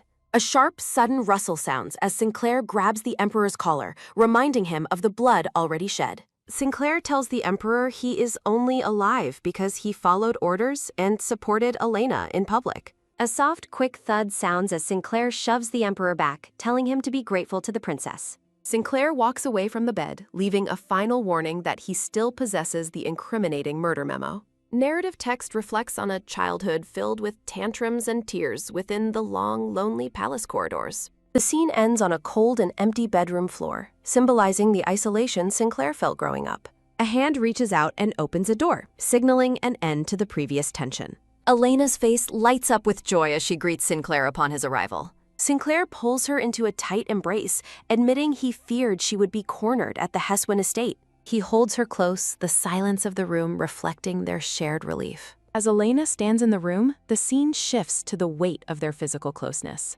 Startled by the sudden show of affection, Elena softly calls out Sinclair's name while held in his arms. Sinclair looks down at her with a heavy gaze, whispering her name as the world around them fades. His hands rest gently on her back, emphasizing the tenderness of the moment. Sinclair welcomes her back, acknowledging the hardships she endured while he was away at the palace. A soft, quiet clink sounds as Sinclair sets down his teacup, reflecting on Hister's unexpected silence. Sitting together on the couch, Sinclair notes that the political atmosphere has become surprisingly quiet. Sinclair explains that without the Emperor's active support, Hister's political power is essentially neutralized. While looking at a bright red flower, Sinclair recalls how his rise to crown prince began with Uria's death. Elena watches him closely, wondering why he waited so long to strike if defeating his rivals was this simple. Sinclair turns the conversation to her inheritance, questioning if she still intends to return Melvin's wealth. Looking over the tea table, Elena firmly states that she refuses to keep any ill-gotten gains. Sinclair points out that her plan to return the money in a year is already set in motion. He looks down at his ornate brooch, his mind already moving to their next objective. A montage of their past moments highlights Elena's realization that they have grown closer than she expected. A sudden, firm grasp sounds as Sinclair takes her hand, announcing he has a specific place to take her. A heavy, rhythmic thud sounds as Sinclair stands up, leaving Elena curious about his sudden plan. Sinclair suggests traveling without a carriage since their destination is nearby, much to Elena's confusion. Out in the bright sunlight, Elena is shocked to see a white horse waiting for them. A soft, quiet tremble sounds as Elena worries about riding alone, but Sinclair dismisses the idea as absurd. A sharp, sudden thud sounds as Sinclair places his boot in the stirrup, noting the horse's wild temperament. In a playful moment, the two settle onto the horse together, ready to depart. Sinclair tells her to lean back, promising that even a slow pace will get them there quickly. A sharp, rhythmic galloping sounds as the horse charges forward into the lush green woods. Elena lets out a startled cry, clinging tightly to Sinclair as the horse picks up speed. Terrified by the velocity, Elena worries that a fall from such a height would be fatal. She focuses her gaze, trying to steady her nerves as the scenery blurs past. A soft, quick whoosh sounds as the narrator describes the refreshing feel of the wind. Feeling the thrill of the ride, Elena remarks that it feels as though she is running herself. As the horse's hooves drum on the path, Elena remembers sprinting frequently before her leg injury. A bright, joyful expression crosses Elena's face as she rediscovers the feeling of freedom. Sinclair watches her with a subtle, knowing smile, pleased to see her genuine happiness. Elena looks around in awe, asking if they have arrived at the famous northern forest of Edenbell. She realizes Sinclair brought her here specifically so she could experience the breeze and the open air. Elena notes that Sinclair has acted differently ever since his return from the imperial palace. Steady, heavy footsteps sound on the grass as Sinclair approaches her and calls her name. He reaches out, offering his hand to ensure she doesn't trip on the uneven forest floor. A soft, quick tap sounds as their fingers meet, connecting them in the quiet woods. An ornate crest featuring wings and a cross represents the legacy of the imperial lineage. Standing together, Elena reminds herself that their relationship is officially just a political contract. A soft, quiet rustle sounds as she accepts his guidance, moving deeper into the greenery. The two walk hand in hand through a vibrant, flower-filled meadow beneath the sunlit trees. Sinclair reveals he inherited this hidden place from his mother and fought hard to protect it. Looking at the blooming flora, narrative text declares it the most beautiful forest Elena has ever seen. A soft, quiet rustle sounds as Sinclair asks for her opinion on his private sanctuary. Elena gazes at him, softly suggesting that his mother would be very happy to see it preserved.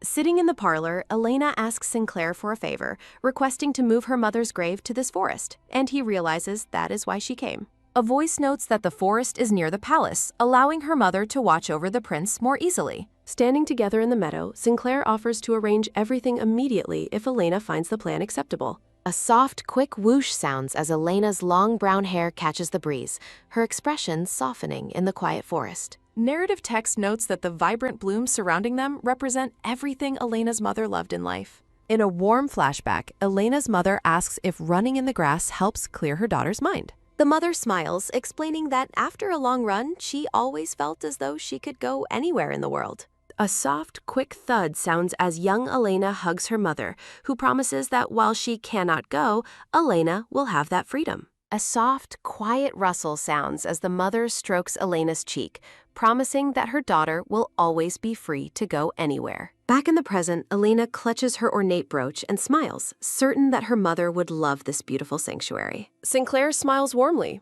promising that the next time they visit, he will teach her how to ride a horse properly. Elena stares at him in surprise, her eyes wide as she processes his thoughtful and unexpected offer. A memory, young Sinclair wants her to ride freely even in his absence, while Elena reflects on how much he understands the pain of waiting for someone to return. A heavy, rhythmic thumping sounds as the scene focuses on their clasped hands, symbolizing the deepening bond between them. Elena reflects that despite their relationship starting as a political contract, she keeps forgetting that fact when they are together. Looking at Sinclair's gentle expression, she admits to herself that she is starting to believe they have promised each other a real future. A soft, quick whoosh sounds as Elena looks up at Sinclair with an emotional gaze while flower petals drift through the air.